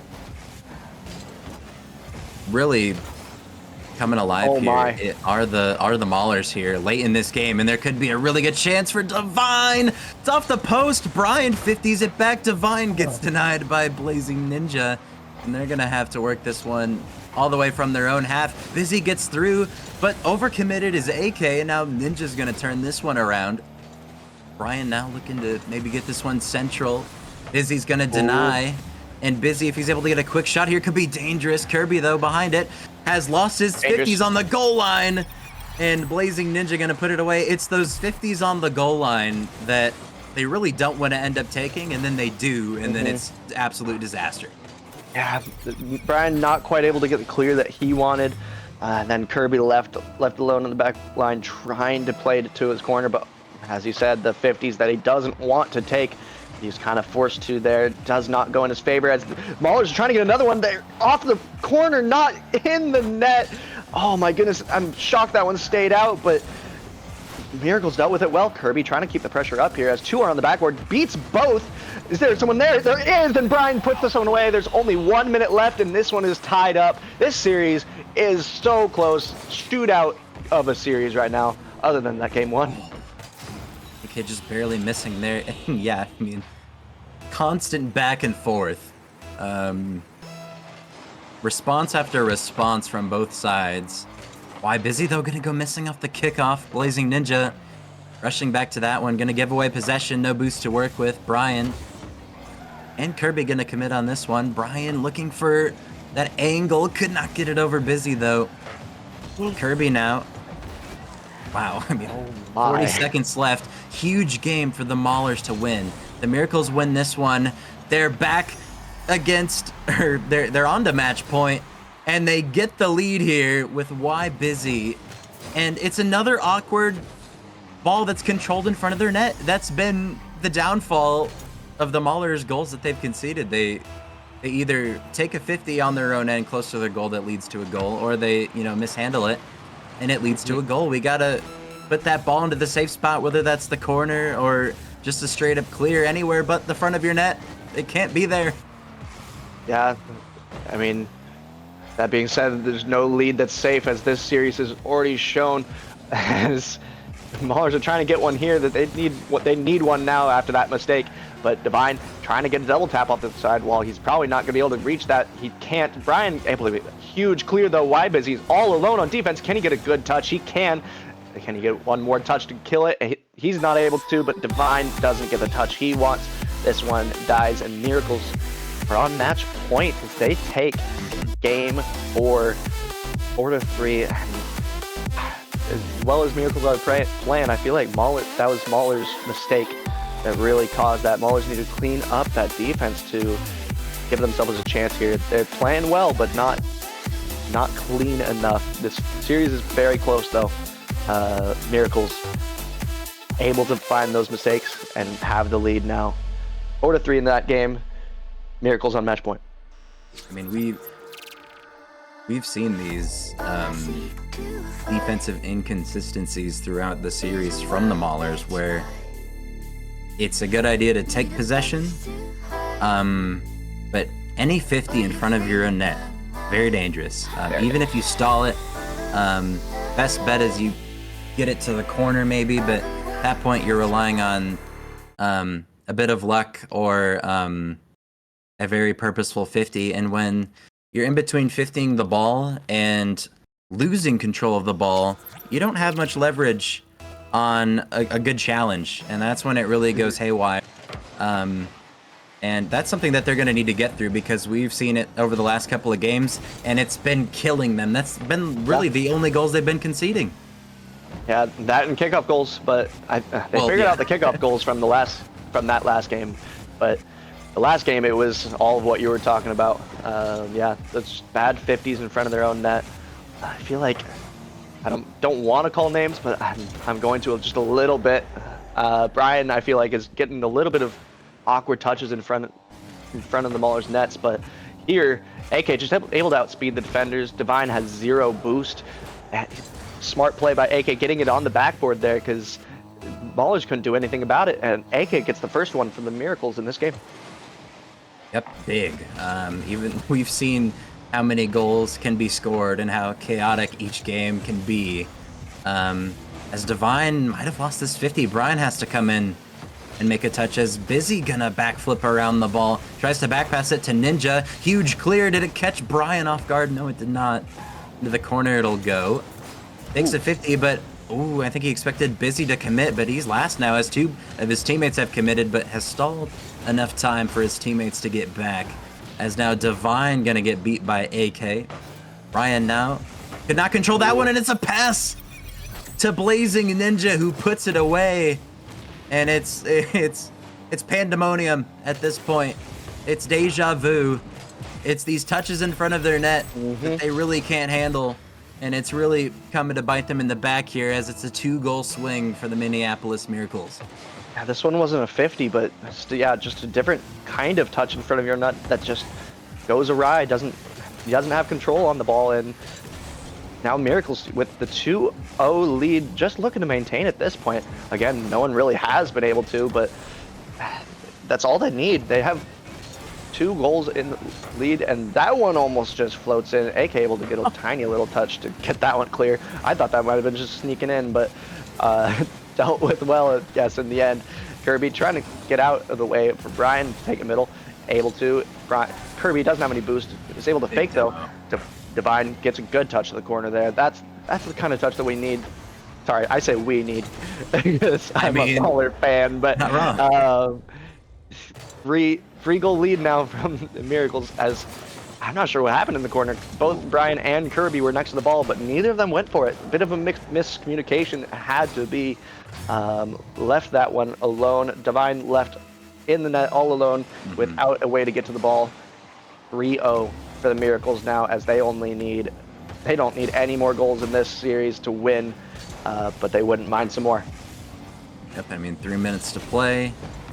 The best spot the Miracles could be in right now is a 3-goal lead. I mean, even a 2, kind of just saw both teams going back and forth. There wasn't really any gaps in the lead, as opposed to earlier in the series where it was, blowouts one side or the other at certain points in those games. But the Miracles up by 3. They only need this game to advance to the semifinals. Brian, to the flip reset, runs out of boost. Kirby now gonna get denied. And I think it's really, for Bloomington, it's the trust in your teammates and not knowing what touches you're gonna get out of your teammates, because they've got this offensive firepower that they can compete with the Miracles. It's just when they get to defense, it's communication, it's miscommunication, it's panic. 100%. A lot of mistakes that you can't be having, especially in Major 1 when points matter a lot, and they might be walking away with 0 here, as AK gonna put this one in the back of the net. Blazing Ninja just does such a great job of utilizing that Batmobile's length to take really good 50s. And even when he's got 0 boost committing in the corner, it seems like he's able to get a 50 past 1, and then even possibly a second touch follow through that goes in the favor of them. And it's just kryptonite. It's like Fusion Bleach when he played in the Mantis, as AK's literally taunting him on the goal line. Just sat there, waited for the touch to come back, just popped it on the net over Kirby. And then Brian had to make a crazy save. AK puts it away. This one's getting out of hand. Yeah, not as much on that most recent goal. There was only so much that Brian could do on that goal line, but it's just more errant touches going pretty much at the goal line of the Maulers. The control that Kirby had was just not there on the previous goal. For the 4th goal for the Miracles, he kind of let it get away from him. Blazing Ninja able to get it middle for AK, and he was able to put that one away. And then, that last one, just a lot of pressure for the Miracles. Not dealt with well by the Maulers, and Miracles should at this point take this game, as they are up 5, barring a miracle, pun intended again. And it's not going to happen, because Miracles up 6-0 while they're on match point. This one got to be done and dusted at this point. Why is he able to such a nice double tap to put this one away? 6-0. What a statement victory in this last game for the Miracles. I was wondering what the Miracles stat line looked like, and apparently, that only gave Y Busy up to 250 points. It's a great shot. AK's got 900. 4 goals on 5 shots, more saves as well. I'd be doing the same if it was Des Moines on stream. But 50 seconds left. It's just a complete blowout. Finally, we get some dominance here. No question about it. The Miracles, those first couple of games were interchangeable. Could have gone either way. Another pass, another missed shot, doesn't matter. Divine now all the way on the other. Not many. A lot of those have a lot. Duluth apparently beat Green Bay. And 4-1, the Knights are the #1 seed in Rising Star. So that means the next up seed, the Des Moines Derecho, are up next. I hope they do win this. But 8 seconds left. Clash, it's Brazil. Yeah. I did hear a pretty interesting stat line that I didn't actually verify myself, but I'm pretty sure it's true. As you mentioned, the Green Bay Knights lost 4-1.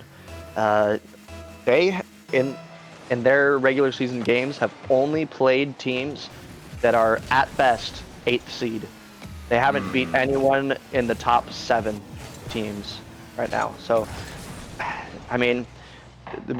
obviously you can only play who is in front of you, and they have played who's in front of them and won all their series up until today. But it doesn't shock me too much after watching the series that they were able to get the victory. But real quick, let's just bring it back to this game, because Miracles dominant victory over the Maulers. They were able to get these wins after kickoff goal, after punishing mistakes, and after just pure dominance in this last game. And they take this one 4-1 over the Maulers. And, you know, obviously free agency trades obviously happened, but I mean, just looking at the seeds, it's wild. I mean, Yeah. we got the number 9 Superiors in the semifinals waiting for the winner of the Rangers, and then the Miracles, of course, just winning. They're waiting on the Des Moines Derecho and the Burnsville Inferno. We got Bemidji and Hibbing at 4 and 5 seeded, and then Des Moines at 2, and then the rest is all over the place. We got the 9th Superiors, 11 Minneapolis Miracles. Burnsville's still there waiting on their result, but I mean, that's what the major gives you when you have a huge round 1 like that, and it's singly limbed. Things are bound to shake up, and you know, some teams couldn't make it today, others played not well enough. A lot of upsets. I mean, it's honestly feels like March Madness, but of MCS as getting information from the back end on Stewie that the Des Moines Derecho win in 7 against the Burnsville Inferno. They'll take on the Minneapolis Miracles, as that's going to be a rivalry of the former champs in AK going up against T-Jack. Yeah.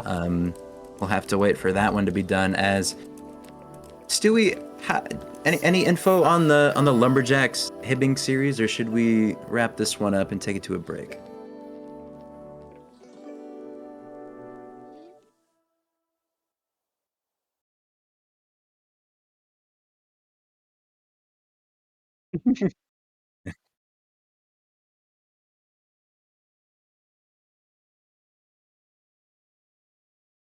Yeah. So yeah, in the next match, we're going to be seeing the winner of Lumberjacks and Rangers playing the Superiors. We watched the Superiors early today, first match today, and they looked so good against the Atlas. I would be worried if I was Lumberjacks or Rangers. No matter who comes out of that one, I think Superiors are gonna be favored in this one, even though they're the lower seed. I won't be on cast for the next one, so I'm gonna give my prediction for the next one. I don't care who plays them, Lumberjacks or Rangers. I think Superiors are taking it. Oh wow! I think Superiors just looked that good. It was hard to watch as someone who's kind of rooting for the Atlas, because I predicted them, but man, Superiors just looked so good. And I mean, it was a great result. I mean, they were up against they're technically 16th seeded. St. Paul didn't look like the last seeded team in Rising Star, but I mean, we've got a sort of a common theme here. The previous Rising Star champions, almost, if it were to be CTN, would be all 3 players from that championship team in the top 4 if they're able to win over the Rangers. Yeah. Which would guarantee St. Cloud facing off against each other. Actually, unless Duluth were to win that one, then it would cancel out. But Duluth are the outliers here. They don't have a previous champion. They're on a Cinderella run. Sort of. They're at the 9th seed. But obviously, seeding doesn't really matter that much when you are playing, when you shake up your team going into the major, this is huge. Like, half the teams don't get any points, and then you have the potential to go up +4 match wins. Of course, if you're able to take it off, or even 3 at second place, each of these wins is massive in terms of points and catching up as well. Of course, there's a second major later down the line, but we all know points matter very much. Yes. As you're good, Stewie. Who won? Don't know. We don't know. But we'll go to a quick break, and we'll let you guys know who the Duluth Superiors will be playing next. But after a short break, we'll get you guys with that one. Sounds good.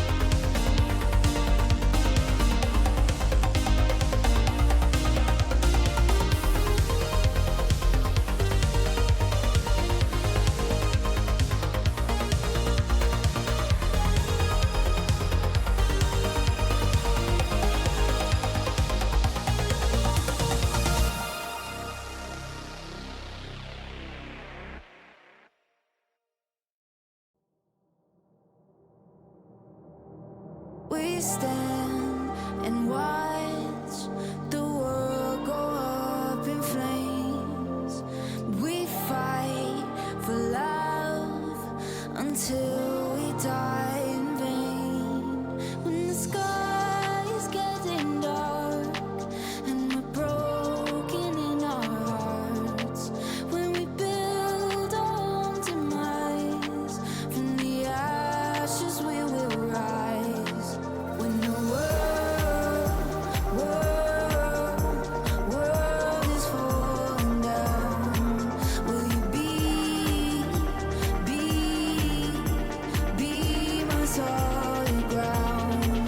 When the world is falling down, will you be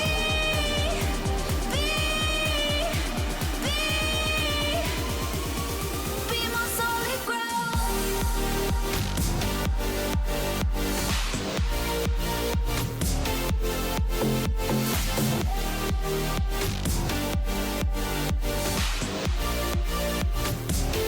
Be my solid ground.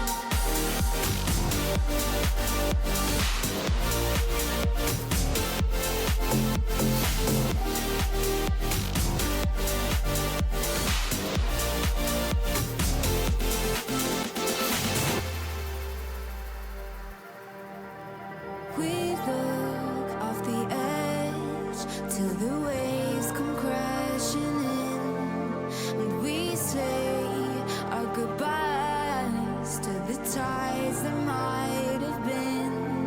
When the sky is getting dark and we're broken in our hearts, when we build our own demise, from the ashes we will rise. When the world is falling down, will you be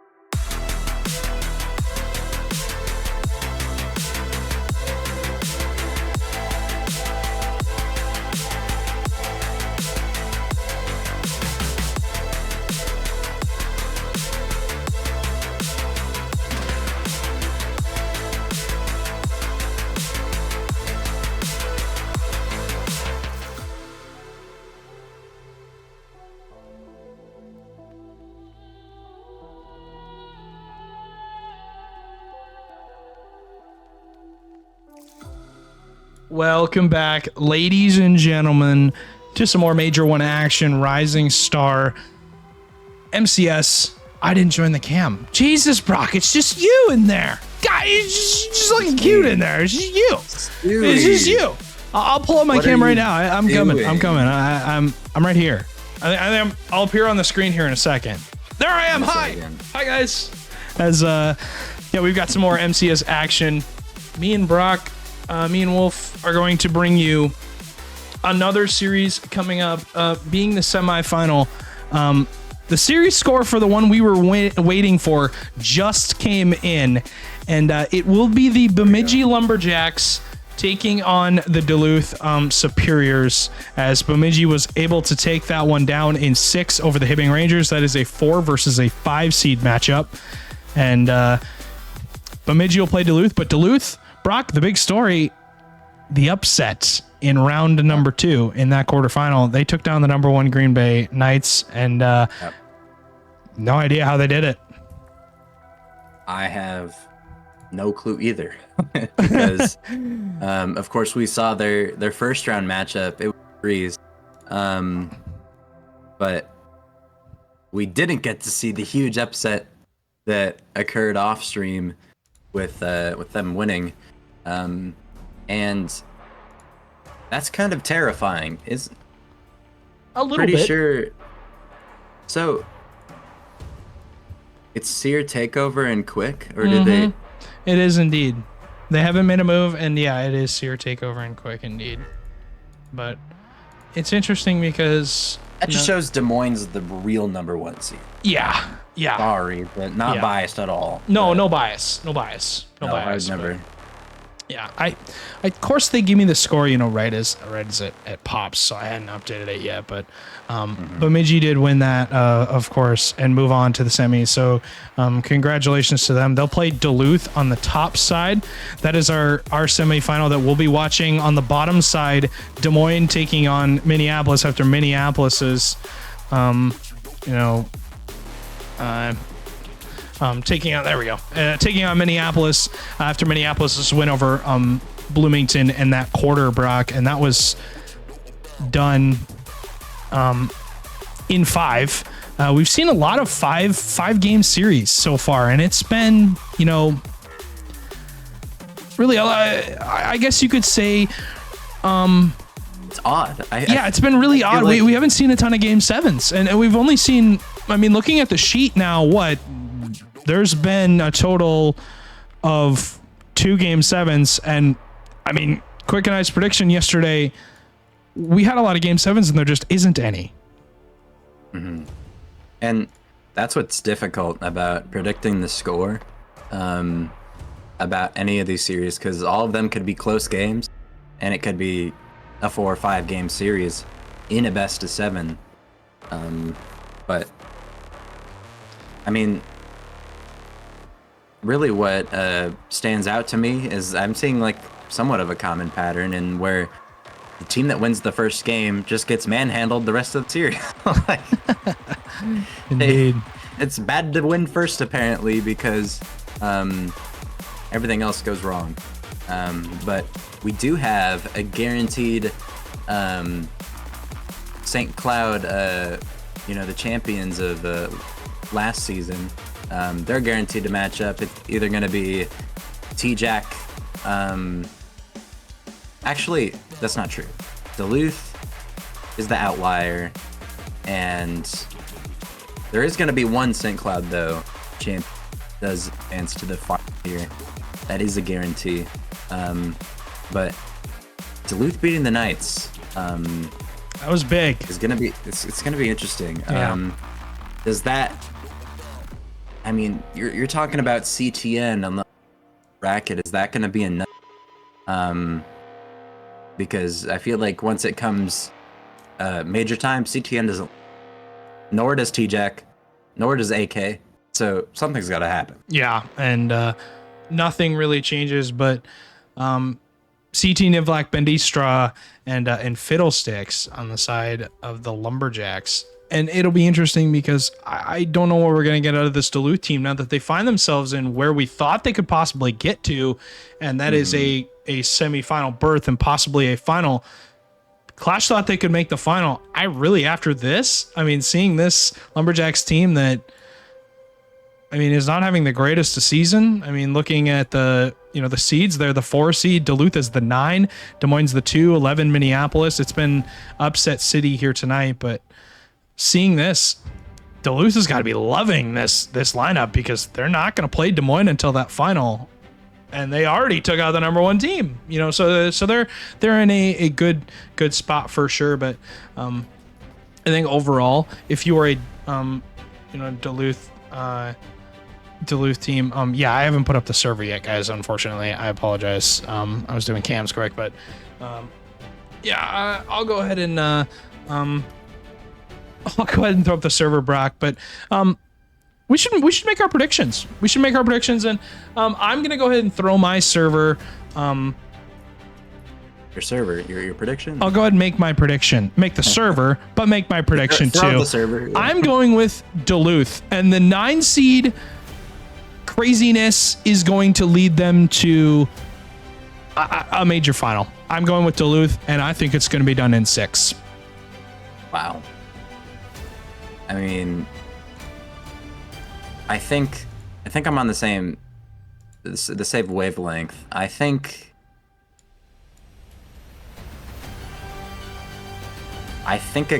it goes. I want to say 5 because you have 6. I'm not going to take your prediction, but I think they take it in 5. I don't know how these 3 players are kind of on the same team, and they're playing really well together.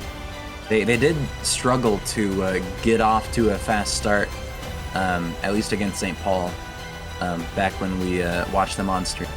But now they're here against CTN. That's going to be obviously all eyes on Bendy Straw as well, and Fiddlesticks. Can he be enough of a supporting to hold down the back line of the Lumberjacks?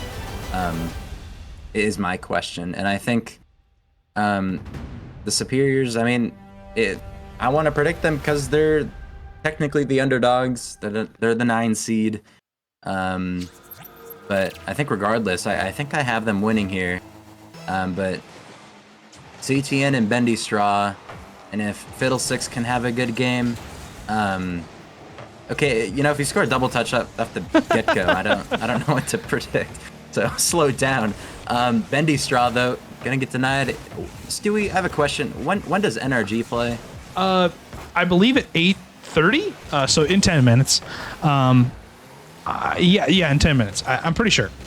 Thinking that's correct, but they play Space Station. That'll be happening off stream, so we won't have that on our main stream, unfortunately. We got these 2 guys instead, but this is a better matchup. Yeah, I agree. Semifinal for Major 1. Fallen off, haven't they? Rising Star. Yes, NRG has fallen off, and Duluth has taken their place. It's Step on the backboard. Follow up from Zester is not in there, but we saw a lot of fanfare from this Duluth Superiors team in their opening series to kill the Mankato Atlas, and now taking on a tougher opponent in the Bemidji Lumberjacks, who last week, with a sub, I believe did fall to Minneapolis in 5, but Duluth gonna give up this first goal. CTN and Bemidji gonna continue to cook as the bad touch from Duluth will spell disaster for the opening goal. It's unfortunate because I've seen some really good movements, good physicality on the back from the Superiors, and then they kind of just give the Lumberjacks a free shot.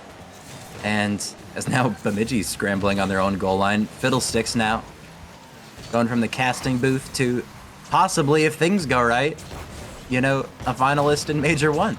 CTN now up. Just shooting that one. Could be on target. Sinitrace to make the save. Fiddlesticks shot. Gonna be denied by K-Easy. And CTN looks to control this one. 0 boost. We have to wonder if he's gonna bring out the Scarab or any weird cars, because I feel like he fails, or he never fails to impress the car choices. that he makes. But regardless, 3 minutes left to go in game number 1. Lumberjacks, it's kind of been back and forth. Fiddlesticks, though, in the corner, maybe can do something here. Tries to bump KEZ out of the way. Can't really do anything there, as it's starting to get to a lot of back and forth gameplay. I really think the Superiors can tie up this game. I think that's my prediction that might come true. I was looking back at previous games from the week 5, way back when, about a week ago. Bemidji I believe they were without Bendy Straw, did fall to Minneapolis in 5, and Bemidji beat Mankato in 5. But Duluth, like we talked about with Clash earlier, coming off of 2 wins over St. Paul and Rochester. Now, Duluth, coming into this major, we're in a good spot, but now through almost the major, are in an even better spot because they're getting a ton of points from just being in this semifinal, Brock. But also, they're doing well on the offensive end. As they can't find the back of the net that time, but still the pressure continues. 2 minutes to go. Can they continue up what they've done all through this major? Zesterous, all 3 of them lifting weights, and you see why, because they pound the ball to the back of the net. What a shot. Waits for that bounce. Times it perfectly. Bendy Straw so close to getting the save. And, I mean, it's going to come back to bite them, man. The Lumberjacks had a wide open net on the other end, but both players kind of just missed the ball completely. I don't know if they were playing for each other's touches or whatnot, but it was so open. And it would have been a 2-goal lead for the Lumberjacks. And arguably, Superiors couldn't have scored yet, but it's a tie game. Sinatry off the ceiling, as it's going to be a back pass to Zesterous, who looks for KEZ in the corner. Love the vision. That's something that we have to look out for this Duluth team. I mean, their team play, they love to pass the ball to each other and be ready for it immediately. CTN, that one, though, as Fiddlesticks trots downfield, gets 1 touch to the side. Going to be beat out by Zesterous as Sinatry in the corner goes missing, and CTN gonna have to be a brick wall this series if the Bemidji Lumberjacks want to hang. This offense right now from Duluth really looking threatening. As a bump, you might just have to bump CTN out of the way. That might be your best possible option, but yeah, it'll be interesting, Brock, because you don't really know what to do as far as this Bemidji defense is concerned, as that was close. Knocking at the door if you're Sinatry. Zesterous, a recenter. As 38 seconds to go, and you see the ball movement from this Duluth team as Bendy lining up the double, drops it down, but Zesterous missed. Absolutely waving the Dikembe Mutombo finger and says absolutely not. As I have no idea how he just denies that on the goal line on that double. He lined it up perfectly, and Zesterous was just a little bit better. 15 seconds left to go as Sinatry lining up that backboard touch, shut down by Bendy Straw. As 6 seconds, Lumberjacks locked in their half an hour. The double commit comes across. No time left. Sinatry gonna 50. It's gonna stay up for the second, but that double commit from Duluth will kill all the momentum, and we'll go to overtime in game 1. And just like that denial, the Dikembe Mutombo reference, I mean, just like they denied the cat putback dunk in game 1. Yeah, God, don't remind me. Don't remind me. But we head into overtime in game number 1. CTN could have gotten his team the lead here late in the game. Could seal it here, though, as KEZ dives in front of the net, as well as Sinatry, as Duluth's on their back foot. KEZ now going to leave this one for Zesterous in the corner. CTN looking to do some work. The last thing you want to give him is space. They do lose that 50, though, as Bendy Straw will get one. Sinatry off the corner, gets another touch, gets Fiddlesticks to jump. KEZ mid-pass. Zesterous is there. It's floating in front of the net, but CTN gets a touch out into safety, which might not be safe for too long. It's into the hands of the Duluth Superiors, as they can't find a passing play to work out, as a minute has gone through in overtime. Might be the end of it, and Bendy gonna deny that one. K's shot gonna be denied, but double commit. It's an open net if the shot is placed well, but it's right at CTN on the defensive end, and they're gonna be able to get away with their free possession. Still not out are the Lumberjacks, locked in the half. Courtesy of the Duluth Superiors offense. As again, into that corner. Sinitry, it was Zestrous, excuse me, but Sinitry and K-Easy on the back line locking down the half. And Sinitry and K-Easy, double commit, tap chance though for Sinitry. He does line it up. Zestrous, the follow is there, but it's just scoops the underside of his wheels, and as a result, it won't work as Bendy struck out the defense out, and the Lumberjacks will steal game number 1 in overtime as a miscommunication from the Duluth defense will leave them in the hot seat for this second game. And then as third man, you gotta have possession there. You try to keep it in. Unfortunately, it's a pass right to the Lumberjacks. Have to somehow get that ball to either roll up the wall or take it to your own corner. You just can't have it go into the hands of the Lumberjacks immediately, as they almost botched that open net. They took their time on that one. But either way, the Lumberjacks take game number 1 when it was all signs pointed to Duluth. Their offense of threats that they put on, I mean, just insane. But I mean, on the other side, Bendy Straw threatening that double tap that was saved. He gets his revenge. But either way, game 1, all over the place. But the team with substantially less shots is going to come away with the victory. Will that be the key down the stretch? I don't necessarily think so. I think if the Superiors put on the same amount of pressure they did in game 1, I think they can start taking some games here. As Lumberjacks up 1-0, best of 7. Remember, long time for Sherbrooke. As we got more than enough. What a bump! Space, but Sinitry already opening up game number 2, getting Duluth on the board as he just lead blocks, pumps CTN out of the way, and sends him home, ready for respawn now. But a great opening start for this Superior side. I'd love to see their offense really explode, and that's what we saw previously from them in that round 1 matchup. We're just living on the front corner. We don't want to leave this Lumberjacks right in front of their backboard. As touch is going to go across, Zestrous full boost. Leave that for his teammate who does miss, but all 3 Duluth players have boost, and they should be able to get out of their half now, Brock. Well, they somewhat did, but then they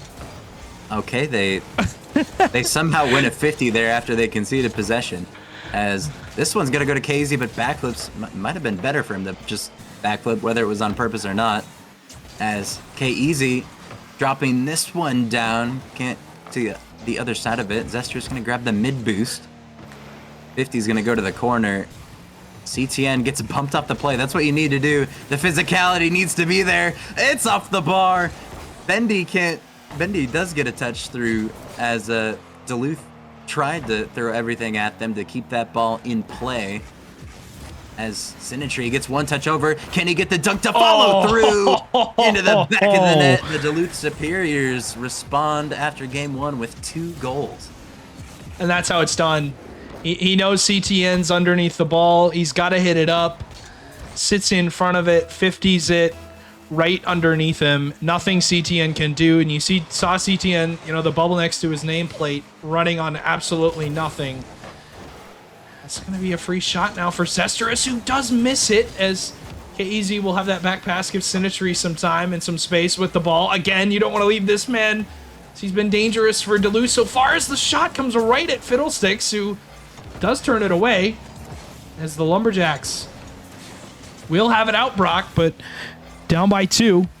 And again, this Duluth team on an offensive tear, finding themselves really up in the second game, much like they were in that series they won earlier on. They got to continue the momentum, though, and not let Bemidji in. This could be a chance. It's going to be off the mark, though. Fiddlesticks. Gonna rotate back. Sinitry, flip reset. Could get another. Might land on this 50. Gets out of the way, though, as that shot's going to be off the mark. Shot going to be on target, though. CTN going to deal with it. As defense, can be great and all, but when your defense, gets broken through, it's not gonna be very fun to deal with. 2-goal deficit here. They need to have some offense, and it could be here. CTN mid pass, bendy to the backboard. It should be somewhat open on the follow through, but Fiddlesticks somehow redirects it backwards. And now CTN with 0 boost, just trying to do anything to harass this Duluth defensive line, and right now it's not really doing much. Superior's off that corner. They do have a little bit of booster to work with. Both KEZ and Zesterous had a ton. Sinitry rotates for the mid. He's got a pop touch. Get possession to him. That's what you want, though. I mean, you do want him on the Duluth, ball. Yeah. A lot of boost, a lot of time and space there, but his touch does get away. And they're gonna give him another shot at it. He won't be able to get there on time. Zesterous on respawn will have a touch and the clear and be able to stay on the ball. Big play for Duluth as they're gonna kill a solid 10 seconds off of that, and it's really all about just keeping the pressure that Duluth has been known for in this Major 1. If you're just joining us, you missed a lot of upsets. It's open. And overall, a lot of offensive chances for both of these teams, but it is the 9 seed Duluth Superiors taking on the number 4 seed Bemidji Lumberjacks in the top side of the semifinal bracket. Winner to the major final to play for the most amount of points you can get, equal to 4 series wins. As the shot is going to go off. Open. 56 seconds left in Wolf. That was huge. Obviously, there's another semifinal going on, but right now these teams thinking about each other more than anything. Yeah. And don't really have to worry about, your next matchup. You got to worry about what's in front of you. And it's a 2-goal lead, and we've some huge missed opportunities from Bemidji that could have made this possibly a winnable game. It still somewhat is, but when you're completely missing the ball on wide open, you can't have that. You have to be able to put those on net, if not away into the back of the net, and that could have put this in, maybe a tieable game. Sinitry, though, last-ditch effort. Fiddlesticks towards net, gonna be denied.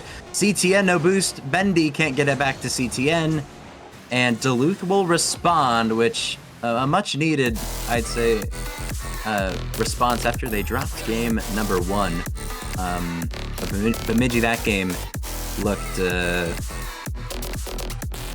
felt like same game 1, but their execution was way off, Stewie. Yeah.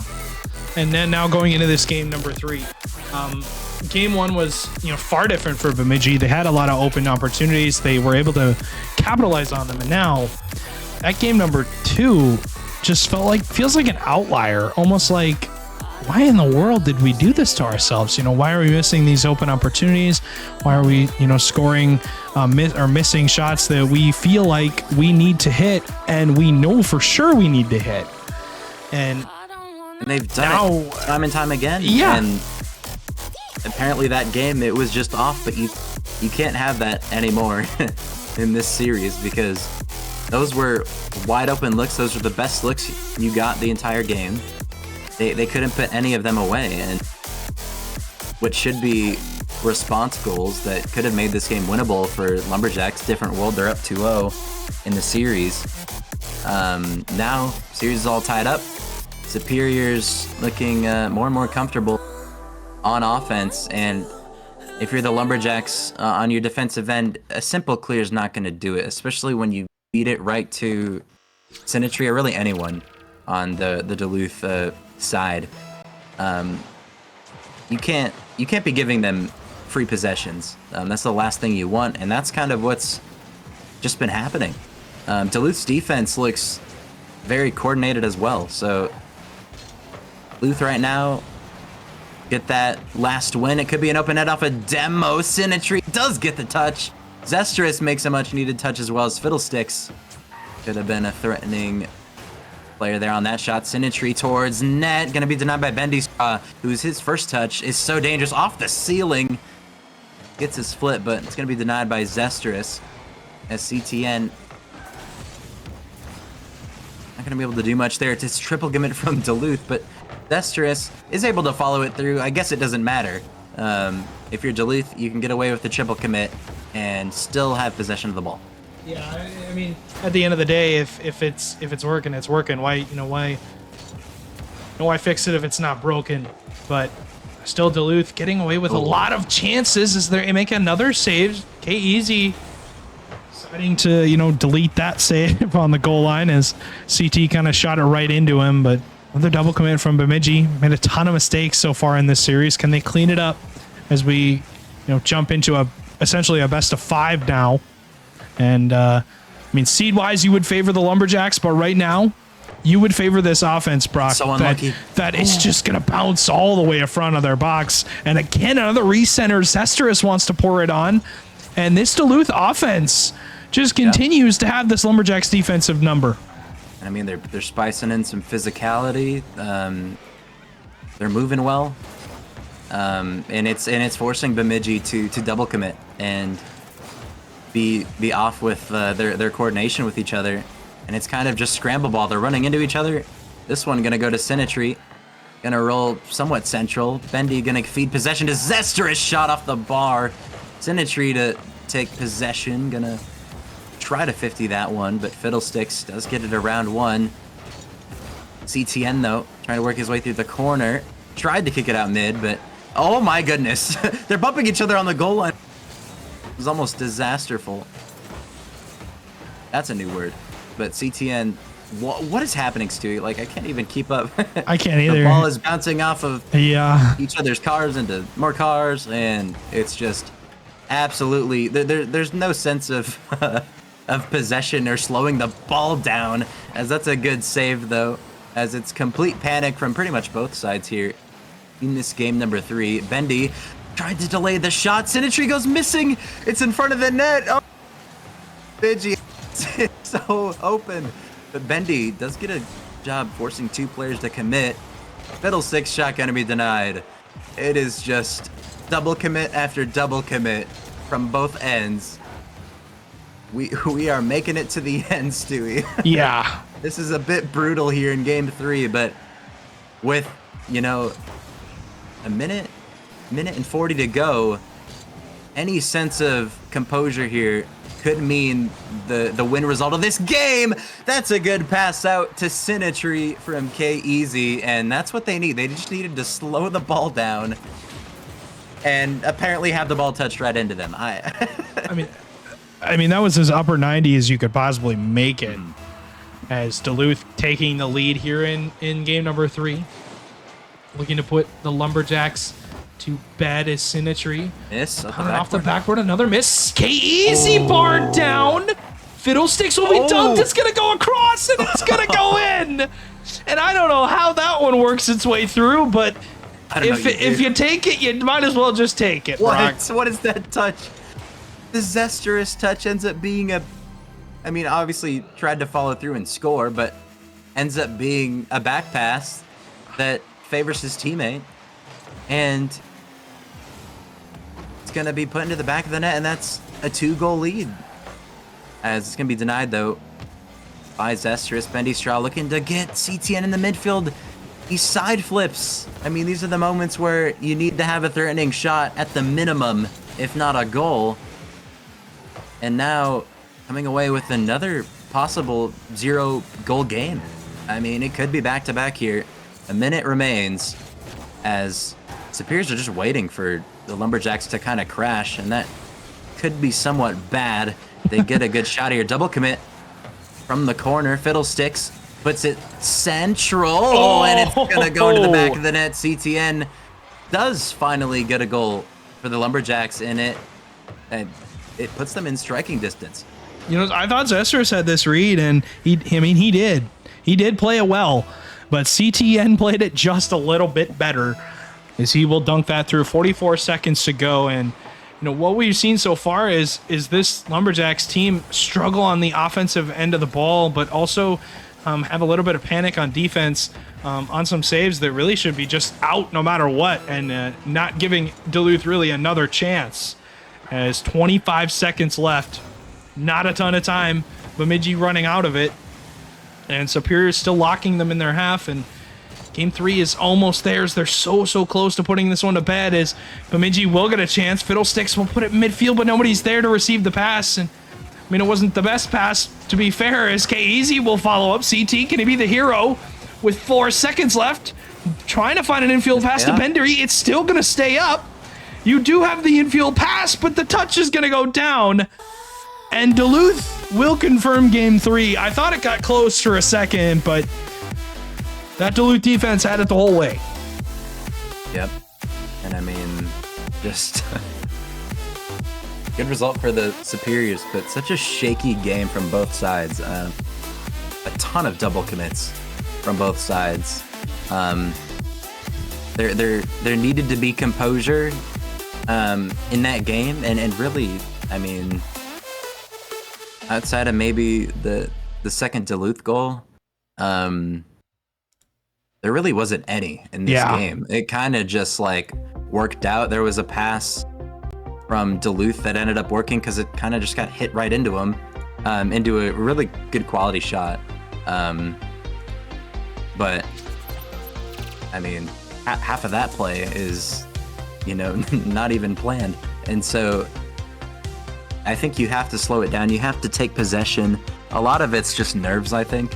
The Lumberjacks especially have been given so many free balls that they just instantly give away. They instantly use their dodge. They try to put a shot on net, like every time, and it's saved every time. So what you have to do is you have to slow the ball down. You have to, you know, either start a dribble, take a 50, just not, once you use your dodge, your possession's pretty much over. And that's what the Lumberjacks are really struggling on now. They need to utilize that time and space that they're given, and they've proven that they can get close to this Duluth team. They've proven that they can win, as that's a really good flick from Sinatry, and CTN can't get the save in time, and the Duluth Superiors once again on top. Can they get close to him? Are you sure about that? Yeah, we're definitely sure, but that's disgusting. That is Sinatry again making his mark on this series, Wolf, and he has just been so fun to watch. Him and his team really coming into this with the utmost confidence, and you know, you see what they're doing. They're really bringing it as much as they can, stepping up to the plate and not giving this Lumberjacks team really any life, and that's what you want to see. You don't want to see them opening up their net at all, and Sinatry, solid job shutting it down. This could be a shot. Zestrous gonna put this one off the mark though. Bendy up the wall, really good control so far, but gets bumped off the play. Fiddlesticks goes missing. CTN is forced to make a touch. Will lose the 50. The backboard. Zestrous free shot behind the defense. Duluth goes up by 2. Similar pattern here to the previous game, but I mean, it's just that with the combined physicality, with the speed of their offense, the threatening shots that they're able to put on, I mean, they can't really defend the backboard as a team, and so that really puts weaknesses on their defense, and they're able to capitalize on it. 350 still left, but Duluth, they're showing a lot of offensive strength, but also a lot of offensive strength, but also more, as all of them love it in the cams. Beautiful pass from K-Easy. Fiddlesticks can't even touch that, as that is a great pass across. But I mean, what are you supposed to do? It's a pre-jump 50. I mean, K-Easy jumping early, just trying to block, the oncoming ball carrier. The ball happens to go where he's going, gets another great touch out central to his teammate, and they're able to score off of it, as this one can be fed into the corner by Fiddlesticks, and it's just kind of given to Duluth once again, as that's a good pass to Zestrous. To the backboard it goes. CTN has to throw everything he's got on the defensive end, use all of his boots just to try and withhold this pressure. That's a great pass to Zestrous. Sinatry in the area, couldn't make a touch on it, but CTN kicked this one out, and it really doesn't matter if you can survive defense But if you don't get possession out of it, it doesn't really matter because the team's just gonna, you're just gonna have to deal with another, onslaught of pressure coming your way. And with a 3-goal lead here, they need to start getting some offense of their own. And right now, I mean, I would say they need to, start. I don't know how you say slowing Duluth's offense down because they're giving up a fourth, and Zestrous will get that on the board off the 50 off the sidewall. Poor CT has to deal with two players. Yeah, I don't know how you're supposed challenging to read him. that. Yeah, you're not. That's the most Bemidji goal I've ever seen. Like, Yeah. credit to Fusion Bleach, but Yeah, shout out Fusion Like- Bleach, shout out Perk, shout out Fishy. would have still been a 3-goal game. But Yeah, but I mean, even then, CTN will snipe the far right post and cut the lead to 3. But the thing, though, is Bemidji's got to make a choice. They either either upgrade their offense and start clicking, or figure out the defensive half of the ball. Because right now, Duluth has them both figured out. And I mean, Duluth's offense is only getting better as this series has gone on. Wolf, I feel like Duluth really giving it all they have. They're pre-jumping each other off the sidewall. What in the world are they? They're just doing everything they want. They don't give a shit.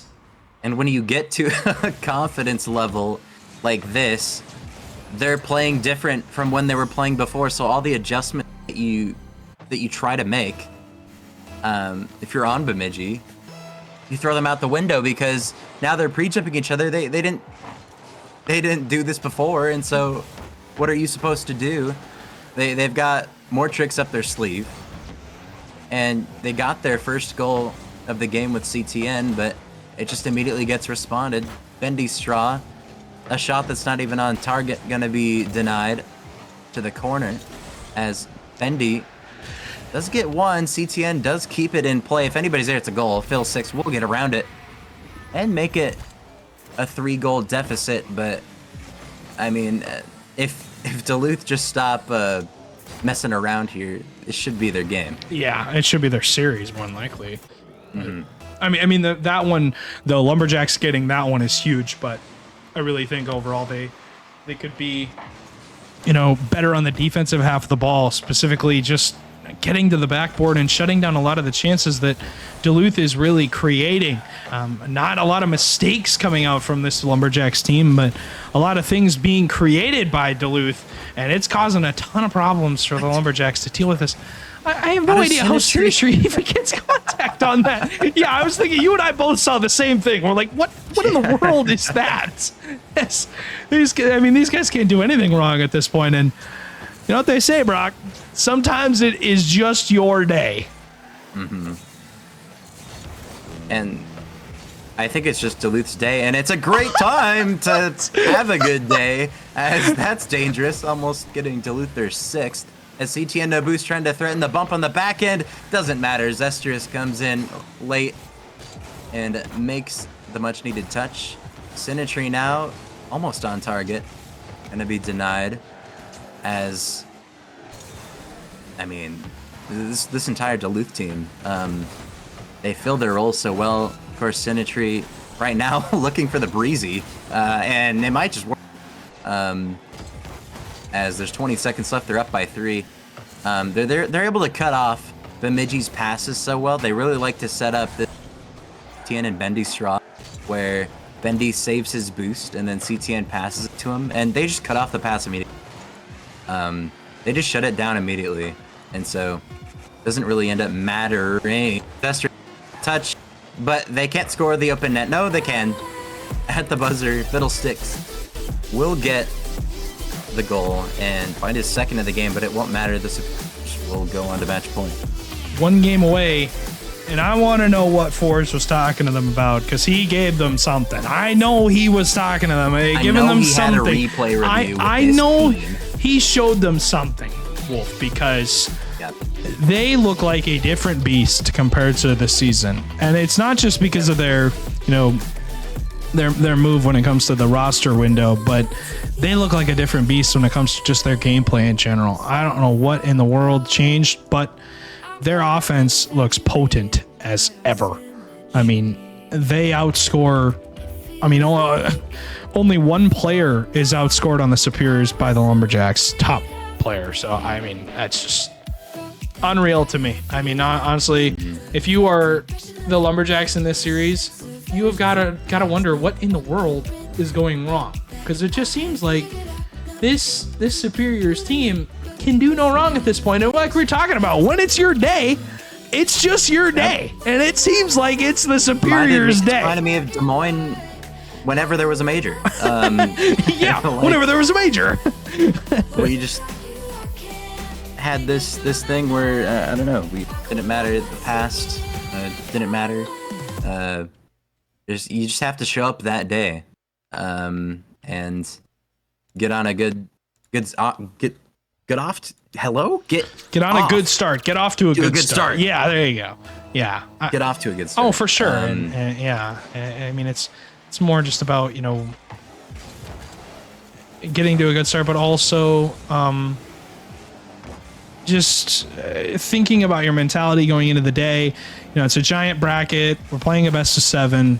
If we win, we're going to play another best of 7. I mean, we're going to have a lot of games, and take it at one game at a time, but also understand that, you know, have fun. It is going to be, you know, you're playing best of 7s. You don't normally get to play best of 7s. You just get to play 5. And I think it's important for, you know, this Superiors team to stay in a mental strength position. I don't even know what to say. I mean, this is just the Zesterish, Sinitri, and KZ show.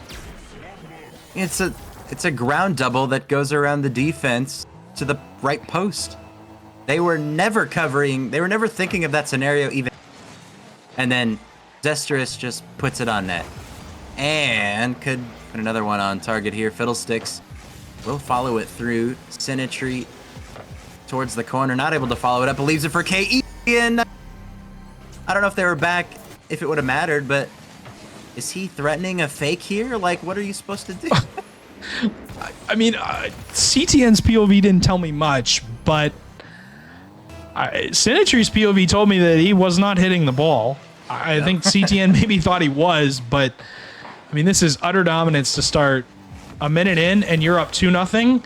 About to be up 3 if you almost find the back of the net. Is Sinitri running the corner, gonna run for the bump. He does bump players out of the way, but CT has it covered. Bemidji's captain steps up and keeps them in the game.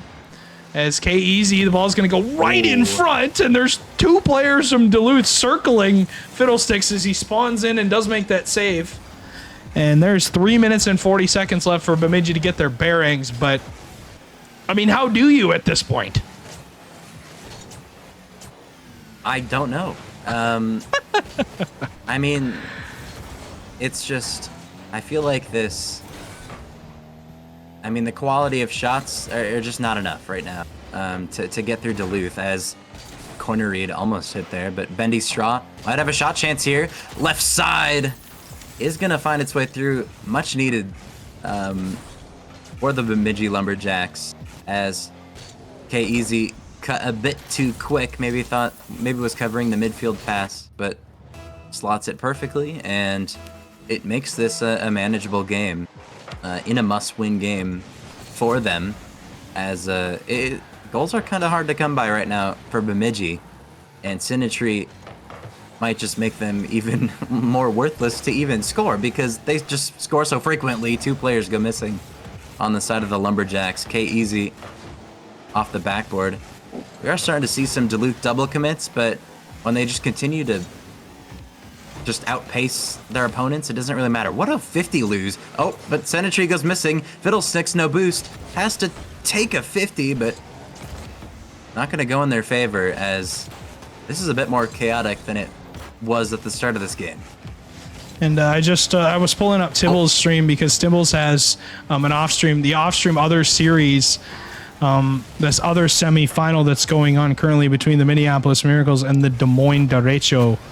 And currently in game number 6, Minneapolis up 3-2 in the series, and the game is in favor of the Des Moines Derecho, up 3-2 in the game. So Des Moines, 3 minutes to go before they close that one out and force a game 7, but they do have to force a game 7, and winner of that goes to the major final. But winner of this also goes to the major final, and 2 minutes away are the Duluth Superiors, maybe 1 goal away, as they could possibly close this one out, Brock.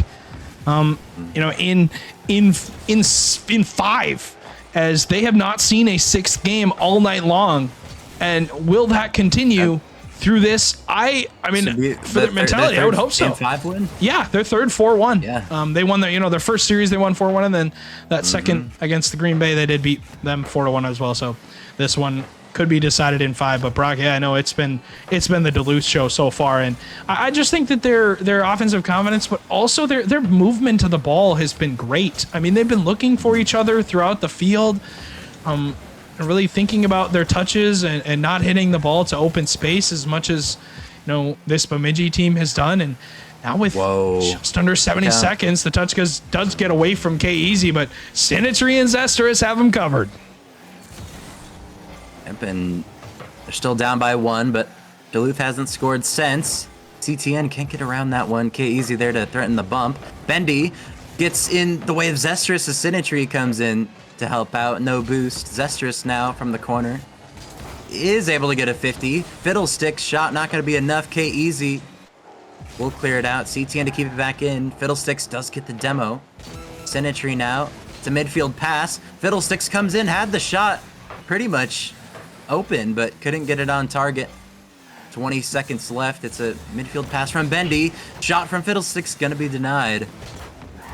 Bendy now, I mean, they're having the most offense they've had the entire game. Is it going to be enough? What a 50 to go to the corner. It doesn't really go in their favor. Bendy now gets it across. CTN can't find it. 50 comes out. Bendy has to somehow keep this one up. It'll drop. The Superiors escape this one in 5, and we'll move on to the grand finals of Major 1. And they are, of course, 1 series away from crowning themselves major champions, Wolf, but also those illustrious points. As, I mean, they've really stepped up to the plate. I don't know what it was, but this Duluth team just looks, I mean, they look like they're built different on offense. I don't know what the deal is when it comes to the confidence boost that they got, but they got a confidence boost for sure from something, somewhere, whatever it was, made sure that this Duluth team was ready for this weekend. They look ready for this weekend, and we've seen it. In 5 again, another dominant win. Now they're going to play back-to-back on stream against the winner of Minneapolis and Des Moines. As it's tied at 4 apiece. Kickoff as our losing her radio cast. Yeah, we're watching Tibble's stream. Yeah, as we've got Tibble's stream up, twitch.tv/TibblesRL. He has game 6 currently between the Miracles and the Des Moines derecho. About 10 seconds left in that one in game 6 as it's tied at 4. And the winner of that gonna go to the major final to play Duluth. But has AK really grown as a player? Well, like, he's gotten so better so quickly, and it scares me.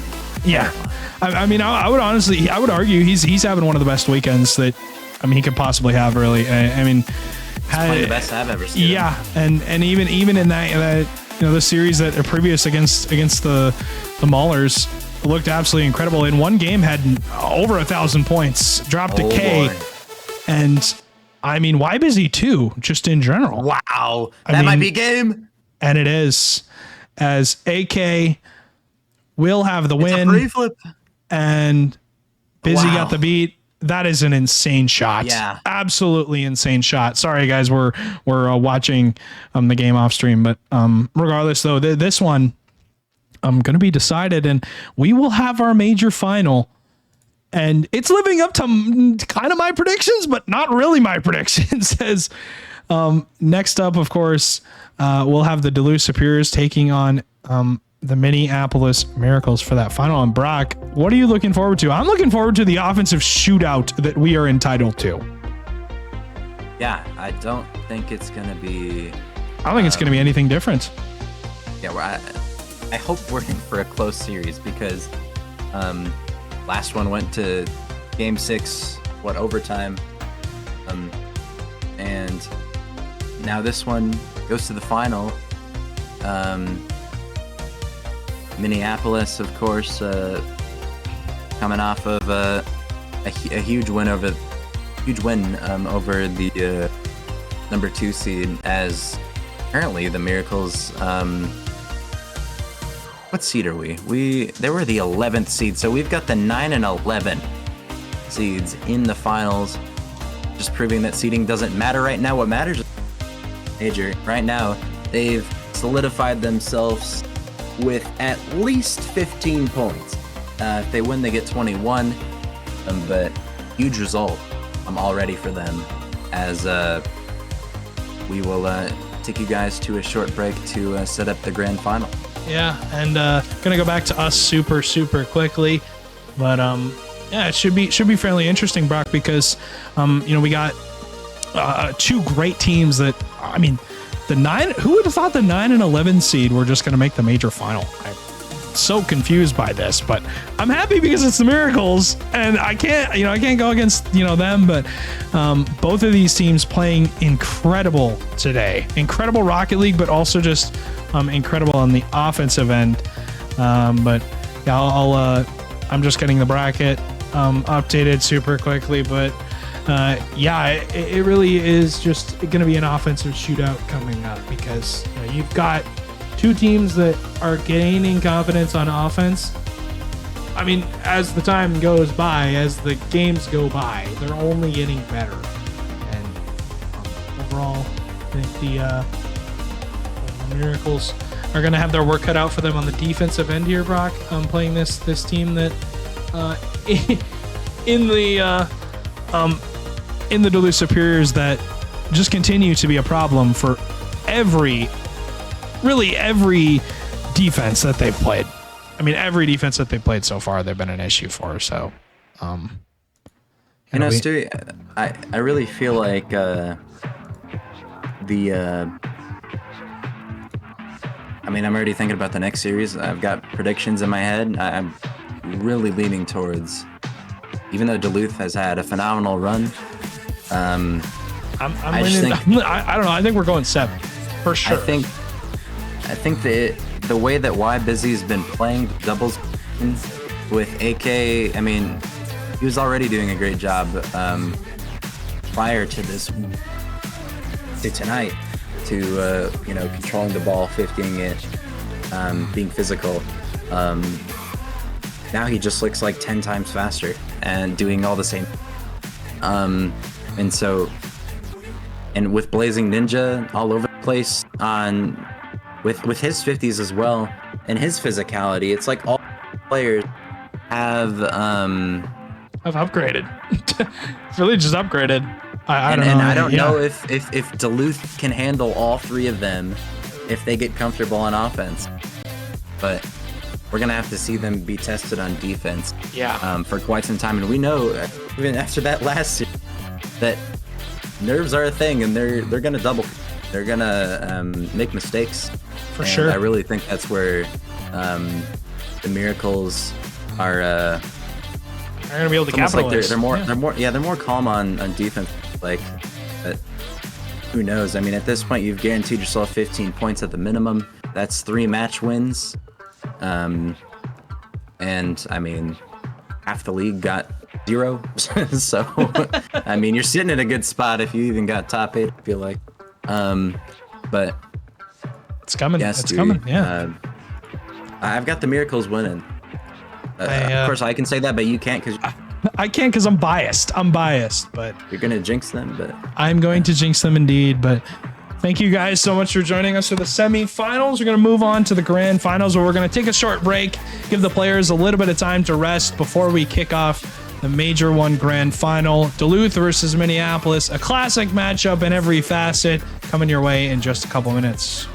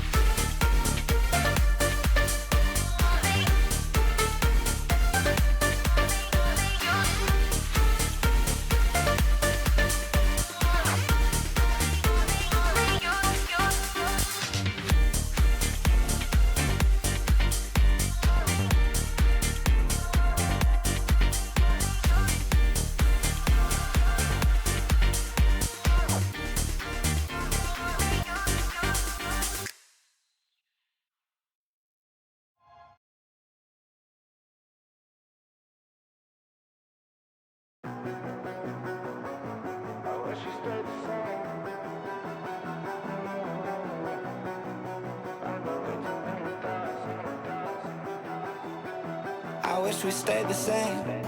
I got way too many thoughts in my brain, but I got memories that run through my veins.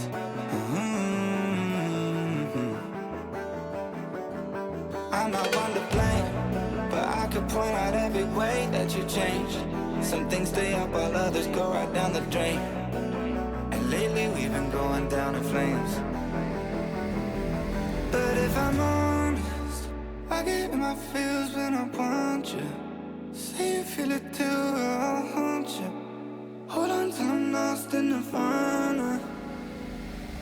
But if I'm honest, I get in my feels when I want you. Say you feel it too, I'll haunt you. Hold on till I'm lost in nirvana. But if I'm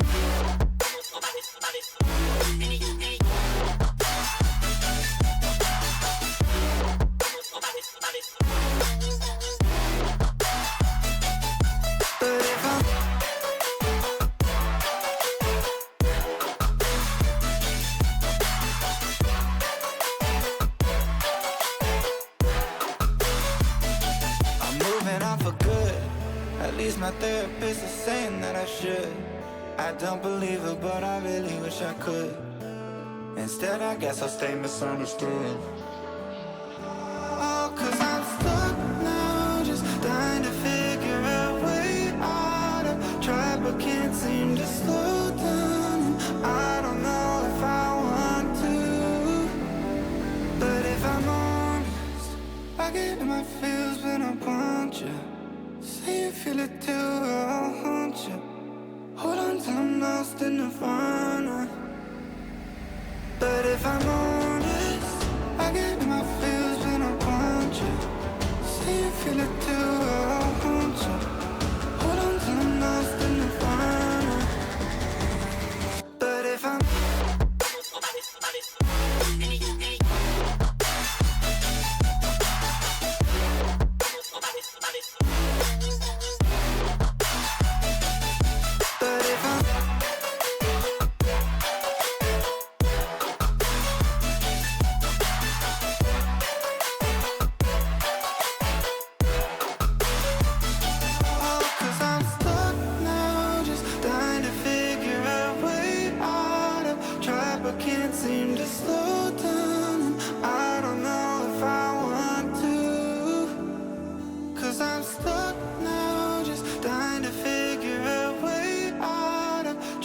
can't seem to slow down, and I don't know if I want to.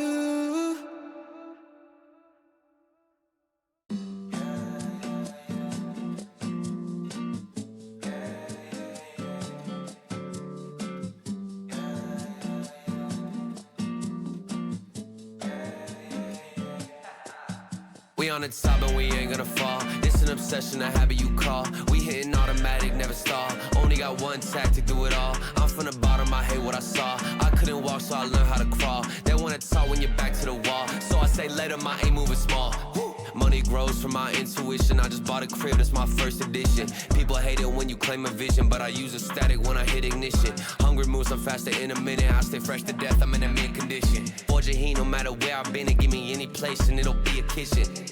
This how we flow to the top. I'm on a wave and it never gon' stop. I hit a 3, now we running the clock. 24 seconds, I still block your shot. I'm making this an eternal spot. Permanent stain in the flow, ink blot. Don't step to me when I get too hot. I'ma end your life and it's all you got. We on the top and we ain't gonna fall. It's an obsession, a habit you call. We hitting automatic, never stall. Only got one tactic, do it all. I'm from the bottom, I hate what I saw. I couldn't walk, so I learned how to crawl. They wanna talk when you're back to the wall. So I say later, my aim moving small.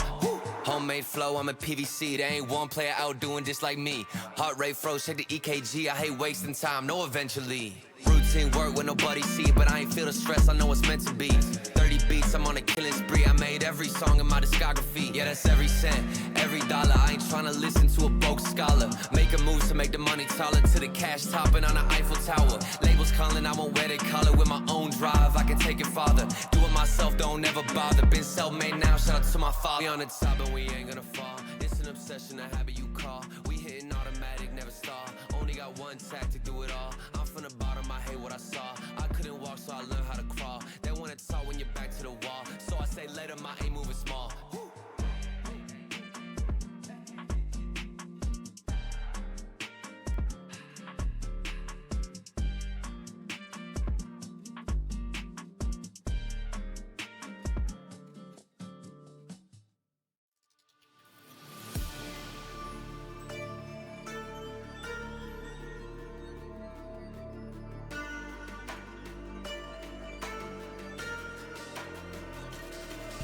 Welcome back, ladies and gentlemen, to Major number 1 for Rising Star.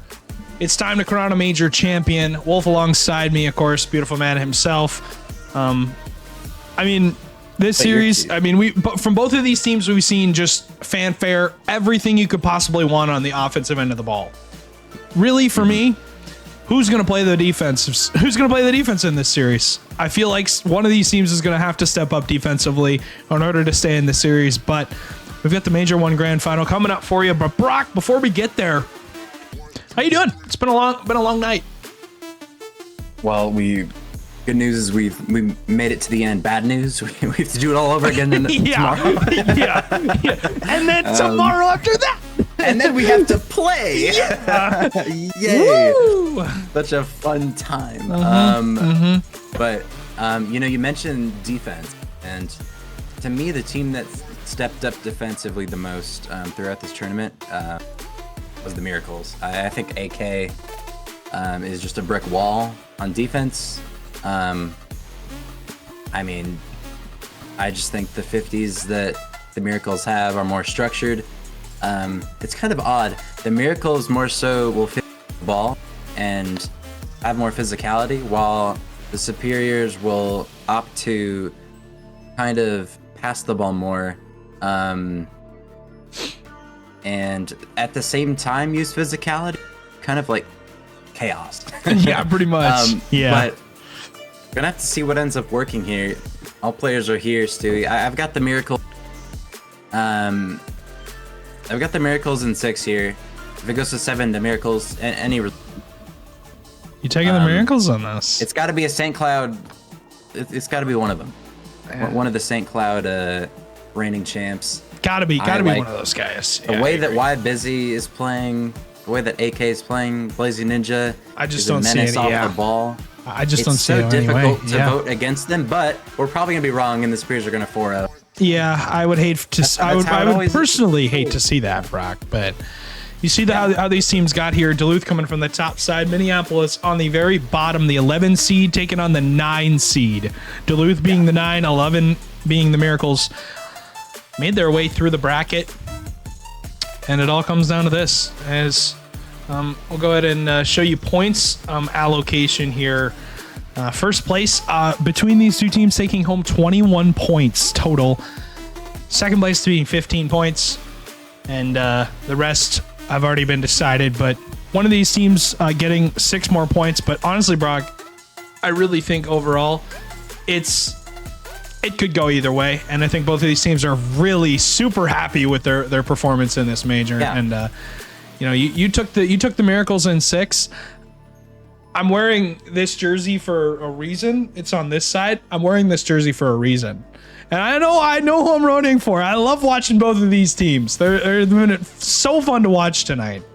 But I have to go with the Miracles in 6. I can't go in any other direction. I've got the same jersey. Why bet against them? Why bet against them? Why bet against them? Exactly. It's going to be a blast. As Brock, it is time to kick off the Major 1 Grand Final. It is. And I think for the Superiors, I mean, we kind of saw Sinistry kind of fall off in terms of like what he brought to the table in that prior series at the beginning. We need to see that. We need to see a master if they want to have a good chance at taking down this Miracles team. And I think you're going to have to rely on hopefully Blazing Ninja bumping your own teammates if you're Duluth, because outside of that, I don't know how they are going to be able to score much. Yeah.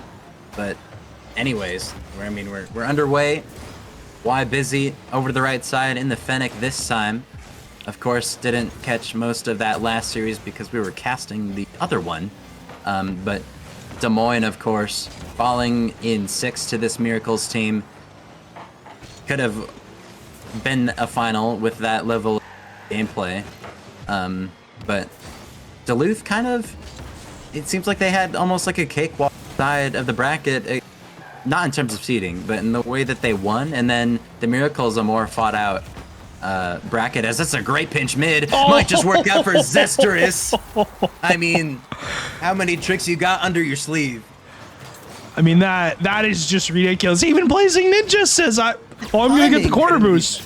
And then AK says, "Oh, I'm gonna read the corner bounce." Yeah, no, that is a tough play to make if you are on the defensive half, because you have no idea Perfect. what is going to happen there. But that is the perfect pass to line up that shot. 1-0 Superiors. As I was trying to look to see if these teams did run into each other during the season, they have not played each other at all in any aspect of either of these rosters. So the first meeting between these two teams, and you gotta love it because Blazing Ninja finds the beat, open net for him, and AK will steal it, and Minneapolis ties the game. A little bit suspicious there. AK could have shot it immediately. Ninja makes it somewhat savable, but it's a goal regardless. And it's a tie game. I mean, I'm still thinking back to that Zestrous pinch. It's not too powerful. It's not too fast. It's in the perfect spot to score. Like, the only spot they can score is that top corner. And the pinch just goes directly there. They're just giving them space. Zestrous finds his second. A really good start for Duluth here off the bat. As it's an unfortunate touch from Busy. Couldn't really get it to that corner. And AK just so close to getting that save. But unfortunately, his car was turned not in the favorable way that he it is 50. And it was just, I mean, a better play from the Duluth Superiors as they take the lead now with the sidewall touch coming from Blazing Ninja. Zestrous going to find Sinistry on the far side. Sinistry just missed that touch out of the corner. As K-Easy will have his teammate covered. Good touch from Busy into the midfield, but Minneapolis not able to follow it. Is Blazing Ninja, though. He tries to pick the corner and almost does. As Busy will have to rotate on this. We'll shut out Sinistry for now, as this one's going to bounce awkwardly. Blazing Ninja, though, has the Miracles covered, but I mean, this is the man you want on the ball if you're a Miracles fan. Busy, the most dangerous player on the Minneapolis Miracles roster for Rising Star, but AK has been more dangerous this weekend. Really has been, I mean, overall just the one finding the ball and putting it in the back of the net for this Miracles team. But Busy still going to be dangerous every time he touches the ball. Duluth have to key into that and make sure they shut him down. Yep, got to make sure you have that backboard covered. As we know, he can score from anywhere. As I think they do a pretty good job of covering the backboard as a team. Might not be as easy as it was, I guess, in the prior game as opposed to Des Moines, but 1-goal lead here. Well, Busy, Musty flick over the defense. Zestrous gets back in time, though, as AK might have an opportunity here. He takes the 50. Blazing Ninja comes in out of nowhere and will commit with Busy. But they are able to rotate back in time. Ninja does get one touch, misses the mid boost, jumps for it, though. And AK's got to make a really good touch here. It goes to Sinistry into the back of the net, and it's that overcommit with the on top of giving possession away that really made this play work out. But really good coordination from Duluth to find each other. Beautiful play from Duluth is they will get those 50-50s to work for them. As you see this this team, being the Duluth Superiors, really coming into this game with a hot streak, scoring a ton of goals, finding the back of the net, Brock, at will almost, it seems. But this Duluth team, just a powerhouse turning into on offense in Rising Stars. And they put up 3 here. Blazing Huge Ninja demo. gets demoed bit. Busy, though, cuts it out. 60 seconds for Minneapolis to find 2. Do they have any magic left in them? Pun intended. Sinistry Old team. will have that. I was touch. on the team. No boost for your Sinistry or Zestrous, as Zestrous will find the mid, get the shot on target, but AK has it cut out, and you got to remind yourself that this is a best of 7, top so right. a top right shot. Blazing Ninja. Huge. 36 seconds, and that was about as huge as you could make it. I mean, only Blazing Ninja on offense there. Places it top right. Zestrous can't reach it in time. And they get themselves within 1 here with 30 seconds left. and it makes this game achievable as both players go bump each other. Why Busy does get denied by Zestrous. AK now in the corner, kicks it out mid, doesn't get around Sentry though, as Zestrous looks for Sentry downfield. No boost, or full boost, but gonna go missing on that one as Why Busy has no boost here. Kicks it mid, AK on top by Zest. 10 seconds left. Blazing Ninja gonna lose a 50 back to Why Busy, who's got no boost. The corner is there, but have they possession? Sentry now, really good touch. All they have to do is drop it, and they've got game one favor, and Zestrous will do just that. The Duluth Superiors a really hot start, taking game one, mainly at the beginning of that. Minneapolis did give him a scare, but yeah, it was at that game one, really, at the beginning. Duluth really poured it on, put up 3, and then I mean, that pass from Zestrous was absolutely disgusting. Out of that corner, the pinch, I mean, unreal from him. But yeah, now looking at this game number 2, what do Minneapolis have to change? Well, to me, not much. I think this this Duluth team is going to be tough to stop on offense. They know that. They understand that you're only going to be able to do so much to slow them down. But right now, it is Minneapolis's turn to give it all they got, to shut down the offense that is this Duluth powerhouse. That, I mean, honestly, if you're Minneapolis, key into defense as much as you possibly can, because that's what's going to be the difference maker. But for now, stays to be an offensive shootout that Minneapolis, they did give a comeback chance in that first game. They gave Duluth a scare, but at the end of the day, Duluth had it covered. And I mean, if they get their defense figured out, and we don't have, oh my goodness, Why Busy? Hello, throwing out some flashy mechanics with the flip resets, but yeah, I really think Minneapolis makes this a super close series. I mean, it already is. It is a 1-goal game, but they clean up those defensive errors. Well, one especially that led to a goal that pretty much decided the game at the end of it. Wow, Sentry just gonna come in and score for Duluth. I mean, it was the last thing you want is a 50 that goes high. It's exactly what happens, and Blazing Ninja can't 50 it well enough over 2 of the Duluth players, and Duluth start up 1 here in game number 2, and you have to get a response here. If you're the Miracles, you can't give a big lead to Duluth right now, because right now they're thriving off of momentum, and they have to shut that down, or else, I mean, a 2-0 start would be pretty detrimental to the Miracles with how Duluth is playing right now. Yeah, the train just keeps on rolling on offense, especially as Busy will have to use his backboard, gets the clear somewhat, but stop. I mean, they just you can't stop them. Zestrous and Sentry again on that front line will not let Minneapolis out of their half.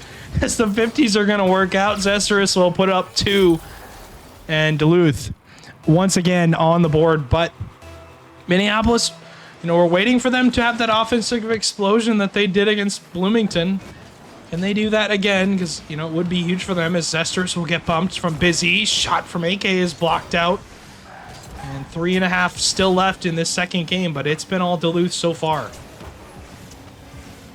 Yep, 90 seconds gone, and Sentry might have a double here off of the crossbar. The follow-up from K-Easy is enough. And Sentry's had those doubles where they're so close to going in, they just hit the bar, but that time it didn't matter because follow-up was there. It's a 3-goal lead for the Superiors, and there's still a lot of time left, and I want to jinx it, because you know how we made our predictions and said at the end that the Superiors are probably just gonna 4-0, and our predictions are gonna be wrong. I want to jinx that scenario so that we at least get a game out of Minneapolis, because right now it's gonna be 4-0 in game 2, and the Superiors are looking very, very well likely to take this game number 2 and go up 2-0. Yeah, 3 minutes still left for Duluth to hang on, but for Minneapolis to figure something out. Got to get on the topic here of defense, because Minneapolis has got to slow down this offense for Duluth at some point. Got to figure out some offensive or defensive confidence, but a touch going to get away from AK. That bounce going to be terrible for Blazing Ninja to deal with, but he does work through it. Busy kind of lose that ball. It'll go backwards, and another double commit from Ninja and AK out of that corner. Zesterous makes it 5, and I mean, this train for Duluth just continues to chug along as, I mean, they're continually finding these plays out of the corner, and no defense tonight has been able to deal with it. Will Minneapolis step up to the plate and be able to do that? I don't know about this game, but I mean, they've shown that they can keep a close series when they play confidently. They can compete with this team. Duluth has shown struggles on the defensive end, and Minneapolis, if they play their cards right, they could take advantage of that. But this is an open end. That's just gonna miss though. It's still a 5-goal game though, so not really too much to worry about. As Blazing Ninja no boost can't get a touch central, as they just at this point with 2 minutes left, you're just trying to establish some offense. Right now, I think that's really the difference in the series. Minneapolis hasn't been able to set their foot on the gas on offense. We haven't seen the physicality come out of these players.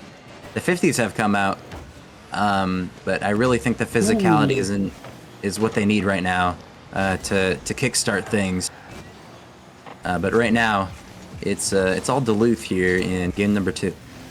Double commit's really killing Minneapolis so far, and it's just been either miscommunications or touches that get away from them. But Blazing Ninja's pass, looking for Busy on that, but a little too north as he was looking to go more west, but was not able to hit it sideways enough. Now 70 seconds, 5 minutes, 5 minutes coming up in this third game, but with only 70 here, you got to think that the Miracles are just playing to find a goal or some form of confidence that tells them they can win the third game. But I feel like if Duluth, if they win the third game, I don't know if this Miracles team can keep up with them down 3-0. But the second one gonna go the way of the Superiors, and I mean, they earned it. Offense really just, Yeah. the ideas overall just great. They're really moving the ball laterally rather than vertically, and I think that's the killer here for a lot of these defenses is the way Duluth moves the ball, using that sidewall, using those corners. They have become lethal offensively. And I mean, it's almost like they're able to put on a threat. I mean, they're still. I mean, what are you supposed to do? Not another pinch goal, Stewie. I mean, wow, like such good car control and composure from Sinatry to keep his speed on that right wall, and then uses his not his flip off of his dodge to that one central, and they're ready for it. They're ready for it all the time, and we haven't seen pre-jumps to each other just yet, Stewie, but it's starting to get there. A much more dominant game 2 for the Superiors. 6-0 the Miracles in game number 2, and if you're the Miracles, man, and the Superiors are just going to keep playing like, I really think there's nothing you can, but I think if the Superiors, show some weakness here at the beginning stages of game 3, I mean, take it one game at a time. Maybe a kickoff goal goes in your favor. Maybe we get a good demo play. I mean, anything can happen. It just has to start well for the Miracles, and in that game 2, it kind of was just out of hand. And there was nothing really the Miracles could do to bring that one back. So better start in game 3. I think we're seeing him. And obviously, you got to wonder what's got to change for this Miracles lineup. But it has been really the Zesterous and Sinatry show, unstoppable on the offensive line. And you got to wonder what what these guys cooked up between now and that week 5, because I mean obviously they're coming off of a couple wins, but they look just incredible offensively, Brock. I don't know what it is, but obviously the replay review they've been doing has been working. I mean, they just look confident. They're committing. They're confidently committing on pretty much everything. They're chasing down the defense, making them awkward. I mean, in this theoretical situation that For's replay reviewed them, I mean, they're doing it all right now, and they've got the momentum throughout this entire tournament, and as well as in this series, up 2 games. And right now, if you're Minneapolis, you have to do what they're doing. You just have to, and we've seen the Miracles become physical on offense and can put away some really good shots and be as threatening as Duluth sometimes, but it's an overcommit, and it's going to start off 1-0 for Sinistry and the Duluth Superiors. That's not the... No, it's not. And it's not the start you need. Yeah. This chemistry is like no other team in Rising Star right now. Yeah. And we're not seeing these passes. I mean, they're just moving the ball incredibly sideways. As Sinistry and K-Easy going to combine on that. Big 50 from Blazing Ninja goes off that sidewall. As K-Easy gets another touch. That's just in. They don't even believe it themselves. I don't either. Mid-air is able to get a sidewall touch into the right side, and AK can't reach it in time. Like, what's next? What are we scoring next? Reset double? I mean, is that the plan? At this point, anything can happen. Yeah. Oh my goodness. It is just completely insane stuff from the Duluth Superiors. And now Sinistry now looking for an air dribble. We've seen him dunk his way past the defense before. Why Busy gets a touch out. AK looking downfield, but it's cut off, man. It's those passes that they cut off so well when the team tries to set up the 1-2. It was Bendy Straw and CTN prior. They just cut off these cherry picks so consistently that the team can't do anything about it. AK might have gotten his dodge there. Gets the bump though. K-Easy though does get a split. Blazing Ninja looking for another touch, but K-Easy no boost. Bad 50 from him though. AK could have a shot, and there you go. It's once that 50 goes high above your net, things spell disaster.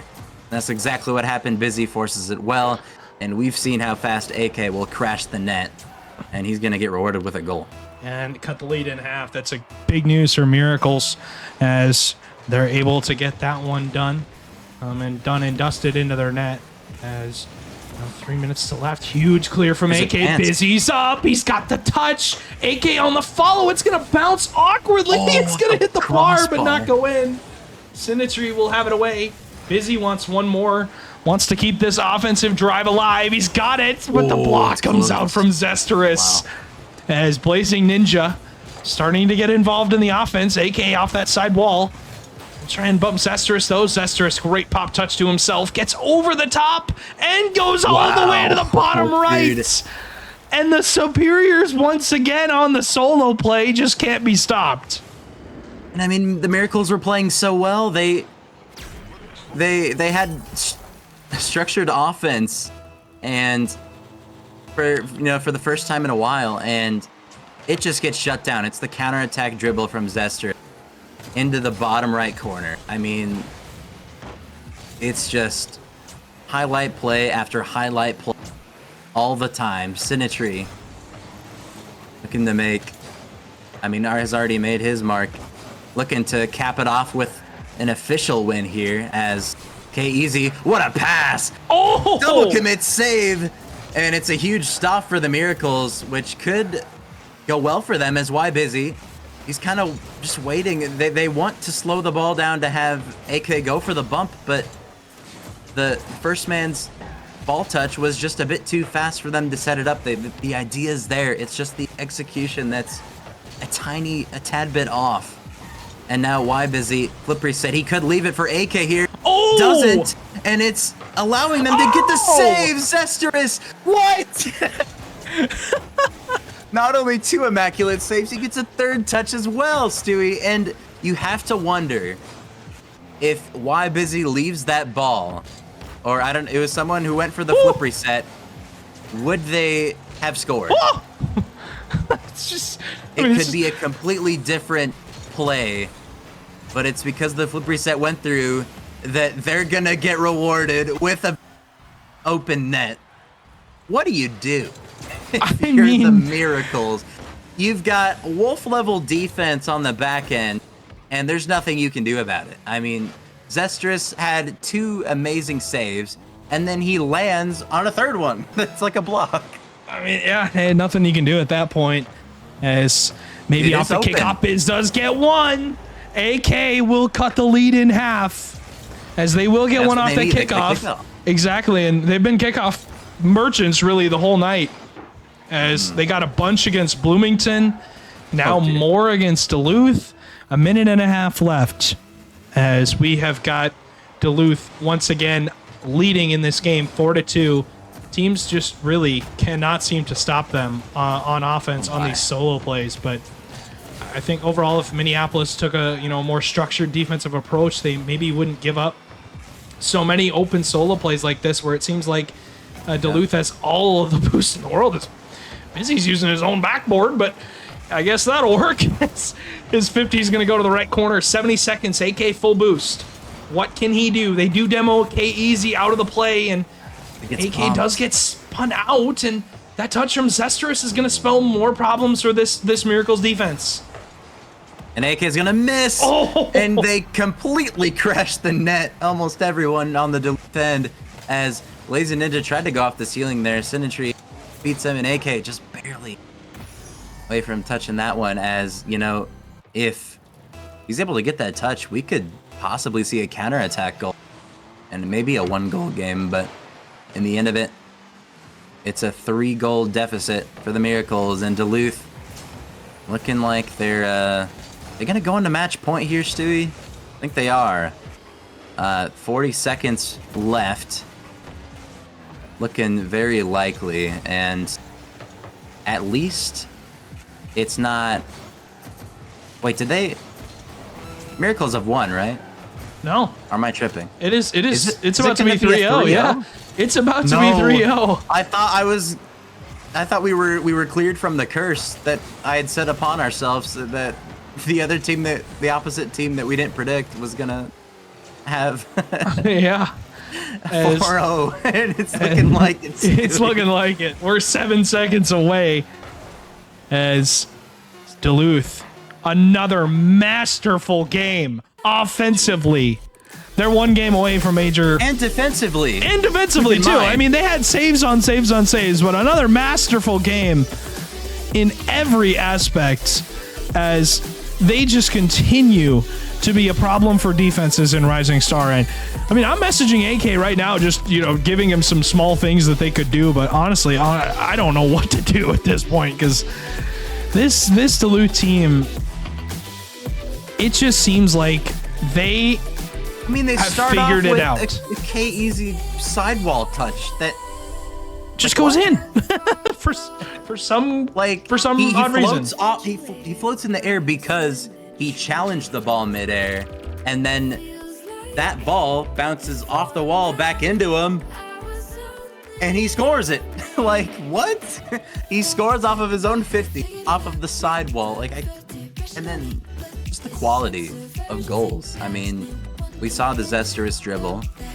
I mean, they're confident enough to just send everybody at the net, and right now, I mean, you just have to hope for that. You obviously have to hope for a good start, which they haven't been able to really come by.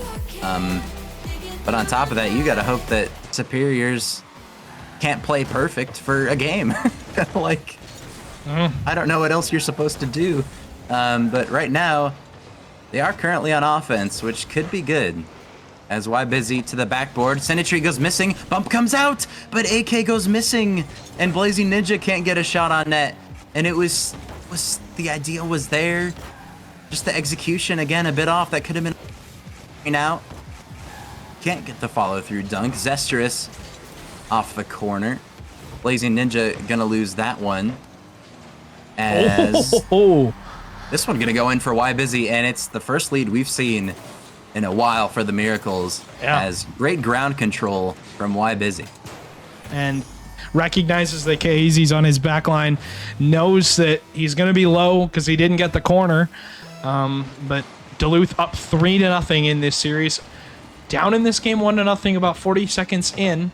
And got to think eventually they're going to strike. But so far we've seen Miracles on offense been pretty decent. But despite the AK miss, it was still a decent follow-up from Blazing Ninja, but it just was not on target. Looking for another touch with Sinistry. Can't get it as KZ will cut out that midfield. Zestrous is there, but Beautiful. AK has it shut down, and that's really what Duluth has been doing well, like you mentioned, against Bemidji, cutting out these offensive plays, these midfield passes, these cherry-picking plays that a lot of teams like to go for. Duluth has been doing that well. I mean, I want to see Minneapolis do that too. I feel like they could slow down this Duluth offense a little bit more if they didn't give them the light of day as much. As we'll get out. Blazing Ninja's 50 goes to that side wall, and Brock, we're about 1 minute and 40 seconds in. About 1 minute and 35 is Minneapolis still holding the 1-0 advantage, but they are playing some defense. Yep, they've got to be able to slow this ball down and take some 50s. 50 that goes high above their net when they're low boost. Really going to hurt them, as this is also dangerous. Expect AK here as their low boost. Y Busy only can get one here. It's just pretty much a pass to KEZ. Ninja does get a really good clear, and they're not able to demo the last man in Zestrous, as AK no boost gonna get a touch to the corner. The 50 not gonna. They might go in their way. Sinistry kind of just leaving the play. And this is where you want to be with your Minneapolis. Putting shots on the net, having that pressure, making Duluth awkward. We've seen them double commit on defense a ton. I mean, against Bemidji, they struggled on defense. They were double committing quite a bit as Ninja. Is that Blazing Ninja or over that triple? Over zero, I think. It looks like over zero. I mean, looks like over zero to me. But I'm really liking what I'm starting to see out of the Miracles. They're starting to get composed. They're slowing the ball down. They're taking good fit. The quality of touches look better, and they're letting their third man or support come in and kind of just get a better quality touch. AK with a much needed. That one were to bounce off the post grid. That could have been a goal. As we approach 2 minutes, and right now Minneapolis, they've got the lead, but we know Duluth can strike in a heartbeat from literally anywhere on the pitch. If it means floating in the middle of the field with 90 boosts, anywhere. They're threatening from any goddamn place at this point. But 1 minute and 35 seconds left, and like you said, Minneapolis, supporting their players a lot better here in this fourth game. This has been a different game from the Miracles so far, as just that only goal by Y Busy. Been waiting for him to show up, stamp his name on this grand final, but it's been AK and Blazing Ninja to step up, but Busy's been physical. That's one thing that Minneapolis has done well, is they've been physical. They need to. That bounce is going to be terrible for Duluth's defense, and it proves to be fatal because AK has that shot. Full boost will put that one in the back of the net and put the Miracles up by 2. And then Blazing Ninja just being annoying on the offense. Instantly, it's almost like AK wants to take a 50 there, and then Ninja behind it sends it to the corner, and another shot on. Forces Sinistry to make a save, but it's the touch from Blazing Ninja that forces Sinistry to make a bad touch. That's a great demo, and suddenly Minneapolis, once they get that physicality down, if they're able to continue this, we could see a different series. But right now, they're looking to get at least one for the time being and stay alive in Game 4. Of course, I mean, Minneapolis really figuring it out on the offensive end, Brock, but just also, physicality-wise, they're finding more bumps. You see Busy get another one. I mean, he got one on that opening, that goal that brought him up to 3, and this has been a different game defensively for them too. They've been really structured, way better as far as knowing who's challenging, knowing who's full boost. They're not overcommitting on things. They're Double commits taking their time. Gone. Exactly. They're slowing the play down too, taking a lot more 50s. This is a different game from the Miracles, and it's proving to be different as maybe that one goes, it doesn't find its way in, and Blazing Ninja will have it away. 15 seconds left, and the Miracles gonna force at least a 5th game onto their last breath. They won't die just yet. And that's what I'm glad we saw a game like this out of Minneapolis, because we know that, I mean, this team kind of revolves around physicality, and you can't do that when that's kind of your identity. And that's what happened kind of the first 3 games. Game 1 was a bit shaky, where it was closer, way closer. But that 4th game, we see the Minneapolis Miracles get comfortable. Towards the end of that game, we see some quality as a huge focal point for them. They need to continue with that physicality, because these goals are not gonna come as easy anymore, as Blazing Ninja is going to the bathroom. Appreciate that, AK. That's big information for us, but I think overall, if you are, I think overall, if you're the Miracles here, focus on your defensive structure, focus on keeping things scrappy as far as this game goes, because we saw what happens when they keep it scrappy.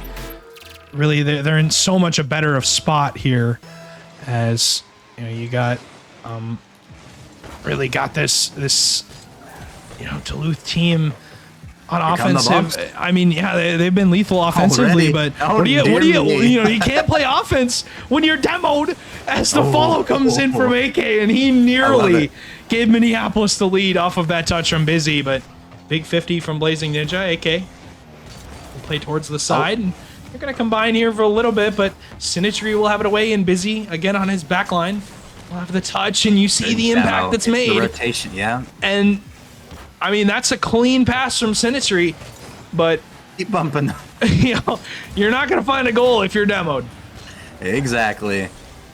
And I mean, it's about time we see some crazy physicality out of as they continue to bump and make Duluth's life a living hell.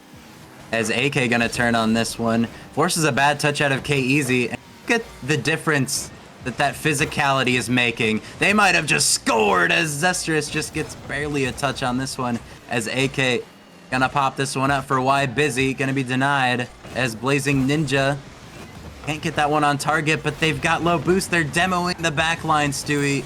They're controlling the game, even though they haven't scored yet.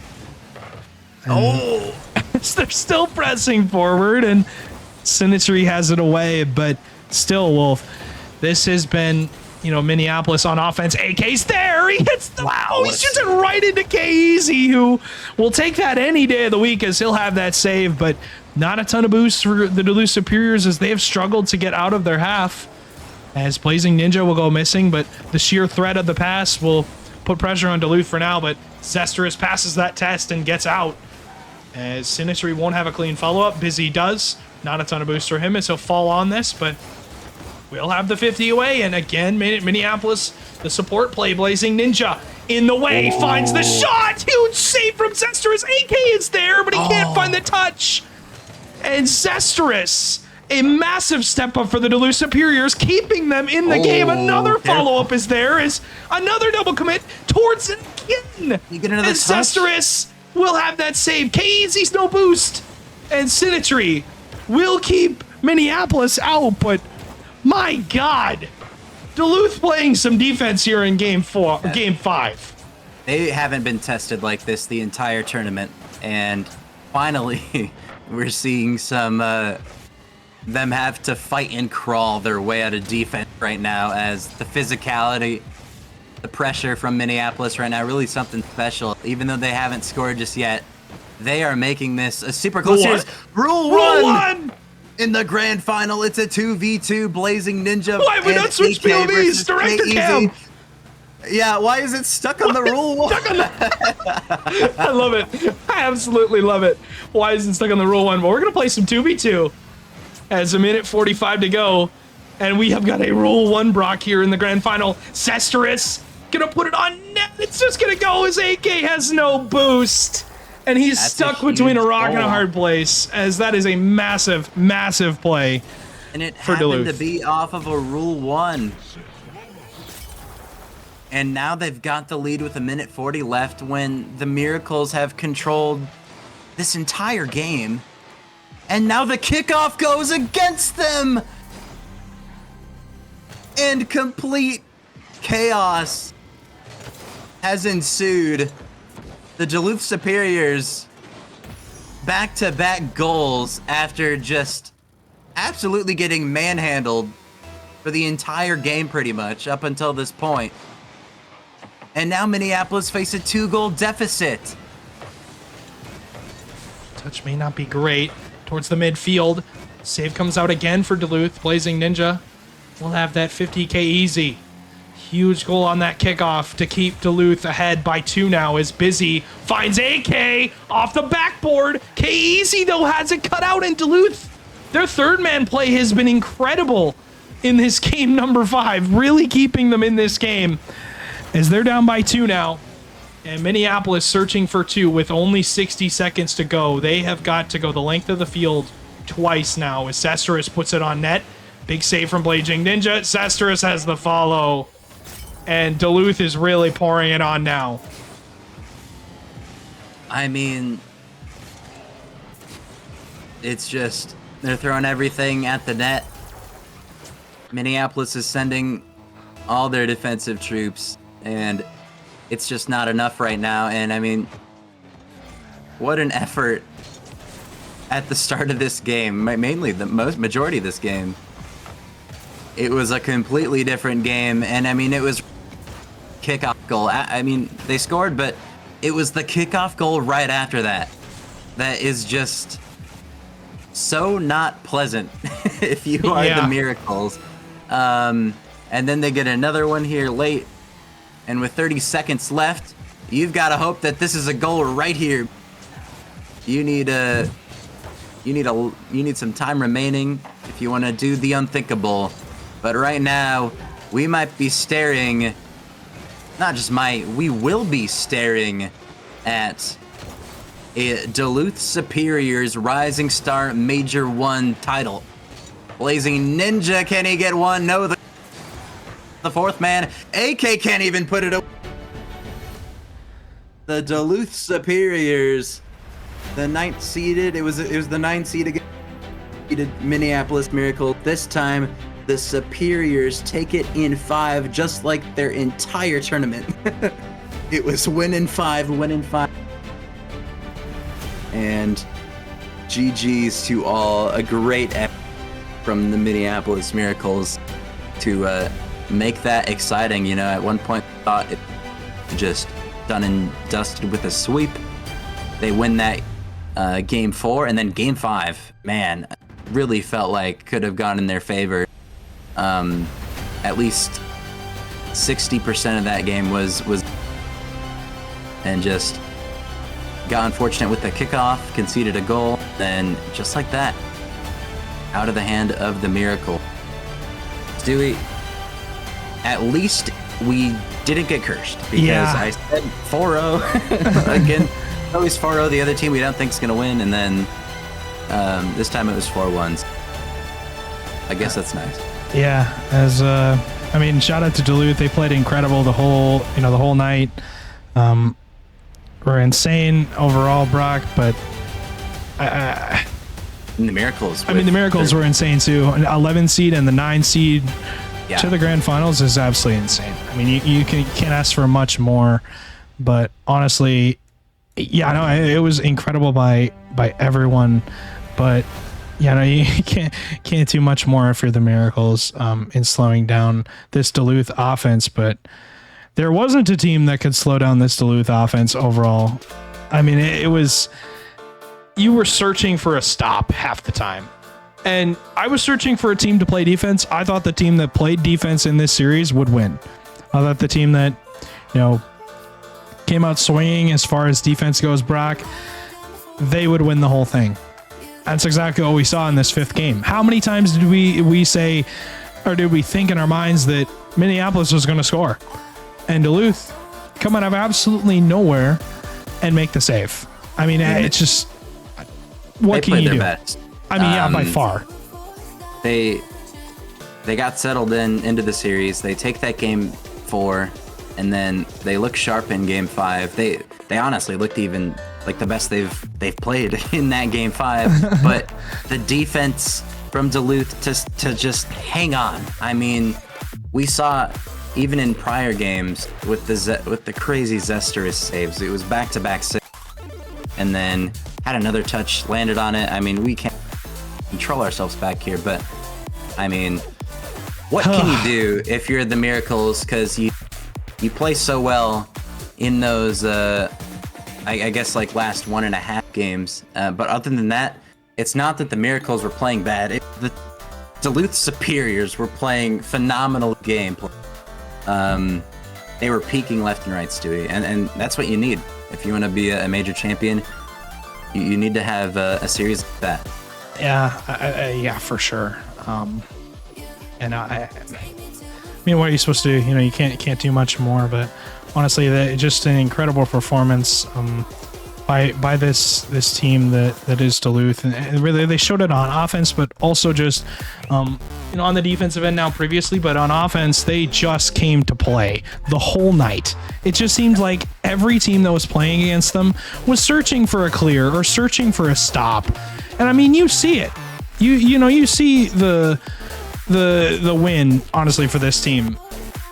They did it through the top side. They took out the number 1 team in Green Bay. They took out the number 4 team in Bemidji, and now they take out the Cinderella Miracles. But, Brock, we do have to name an MVP for the major. We do have to name an MVP, and I think personally for their performance, just in general, I'll tell you my pick in a second, but I think, Brock, all 3 of these players deserve it. I mean, I don't know how you can make it. This is like giving Rochester Challenger season. You couldn't pick. Exactly. I mean, they all played incredible. Everybody played incredible. I mean, how are you supposed to, pick an MVP out of this? You just can't. It's not a clear takeover player. I mean, no, everybody they all was took over. That's the thing. Like, exactly. Everybody took over. They couldn't not peak. They all had their moments. They all had their moments, really. And I think that's just what leads up to it. But I have my major MVP, Brock. I'm gonna go ahead and bring up the image. I'll pull it into OBS here, but I have my major MVP, and I think this person deserves it for their play throughout the just in general. Was just incredible all weekend, and or not all weekend, all night really is what I would say. But trying to find where in the heck I put it. There it is. I found it. It should work, but my major MVP is Sinistry. I feel like Sinistry played incredible through when it comes to finding the back of the net, but just also in general on defense. Zesterous had moments that stepped up. I mean, all 3 of them stepped up. KZ had an insane read off the sidewall, but my major MVP is Sinistry. Found the back of the net a million times, and is the reason really why this Duluth team went as far as they did. Zesterous and him just found the back of the net so many times, and you just couldn't do anything to stop it. I mean, the pinches out of the corner, the passes that these people were putting together, I mean, the dunks on the air dribbles, they were mechanical. He creates, I mean, it was just incredible. It's like even if he misses his solo play, right? Like, it sets up a teammate perfectly for success. Like you said, I mean, the airable dunks. It's like every time he went up with the ball, kind of scary for anybody in the lobby. And when you have a player like that even if they don't have as many goals as their teammates, it's the space that they create, the threat of him being up there for the defense to panic is enough for that to be. I agree, and I mean that would just be what the doctor ordered, but Brock, I think overall this Miracles team as Discord decided to disconnect me for a second, but I hope we're still here. I think we are, but I mean incredible as far as offense goes, but not only offense, but also just in general, just the plays that they made. I think I'm back, Brock. Yes. Discord decided to kill me, but GG's to everyone. GG's to all of the teams that played tonight. Some teams had a rough night, and some had an incredible night, something they weren't expecting at all. And honestly, I'm glad that we ended the major like this. But Brock, shout out to Sentry, MVP for major number one, and that was only our first major for Rising Star, and they have a trade window coming up in 3 days that opens, so moves can be made during that. Likely some moves will be made, but a split number 2 opening next week number 6, and then we're crawling towards that second major. It's only going to get better from here, Brock. Yep, only the first of 3 major ones to be completed. But that'll do it. Tomorrow night we got Challenger, and then Saturday so a lot more best 7 way. Big shout out to Clash for casting that for. Huge shout out to on the production end, and we will catch you guys for some epic Challenger. Indeed. We will Brock, your mic was cutting out a little bit, but regardless, What? with the Sigma is what I'll say. Yeah. But tomorrow night continues on. We'll have we're gonna do it all over again, are we not? We're gonna do it all over again for Challenger. But yeah, Brock, here, I'll let you send us off now. Go ahead, take it. The floor is yours. Say whatever you want. Bubble guts is what I'll say. I miss the old Kanye. What am I supposed to say? Join us tomorrow night for Challenger game. It'll be Challengers for. See you guys then.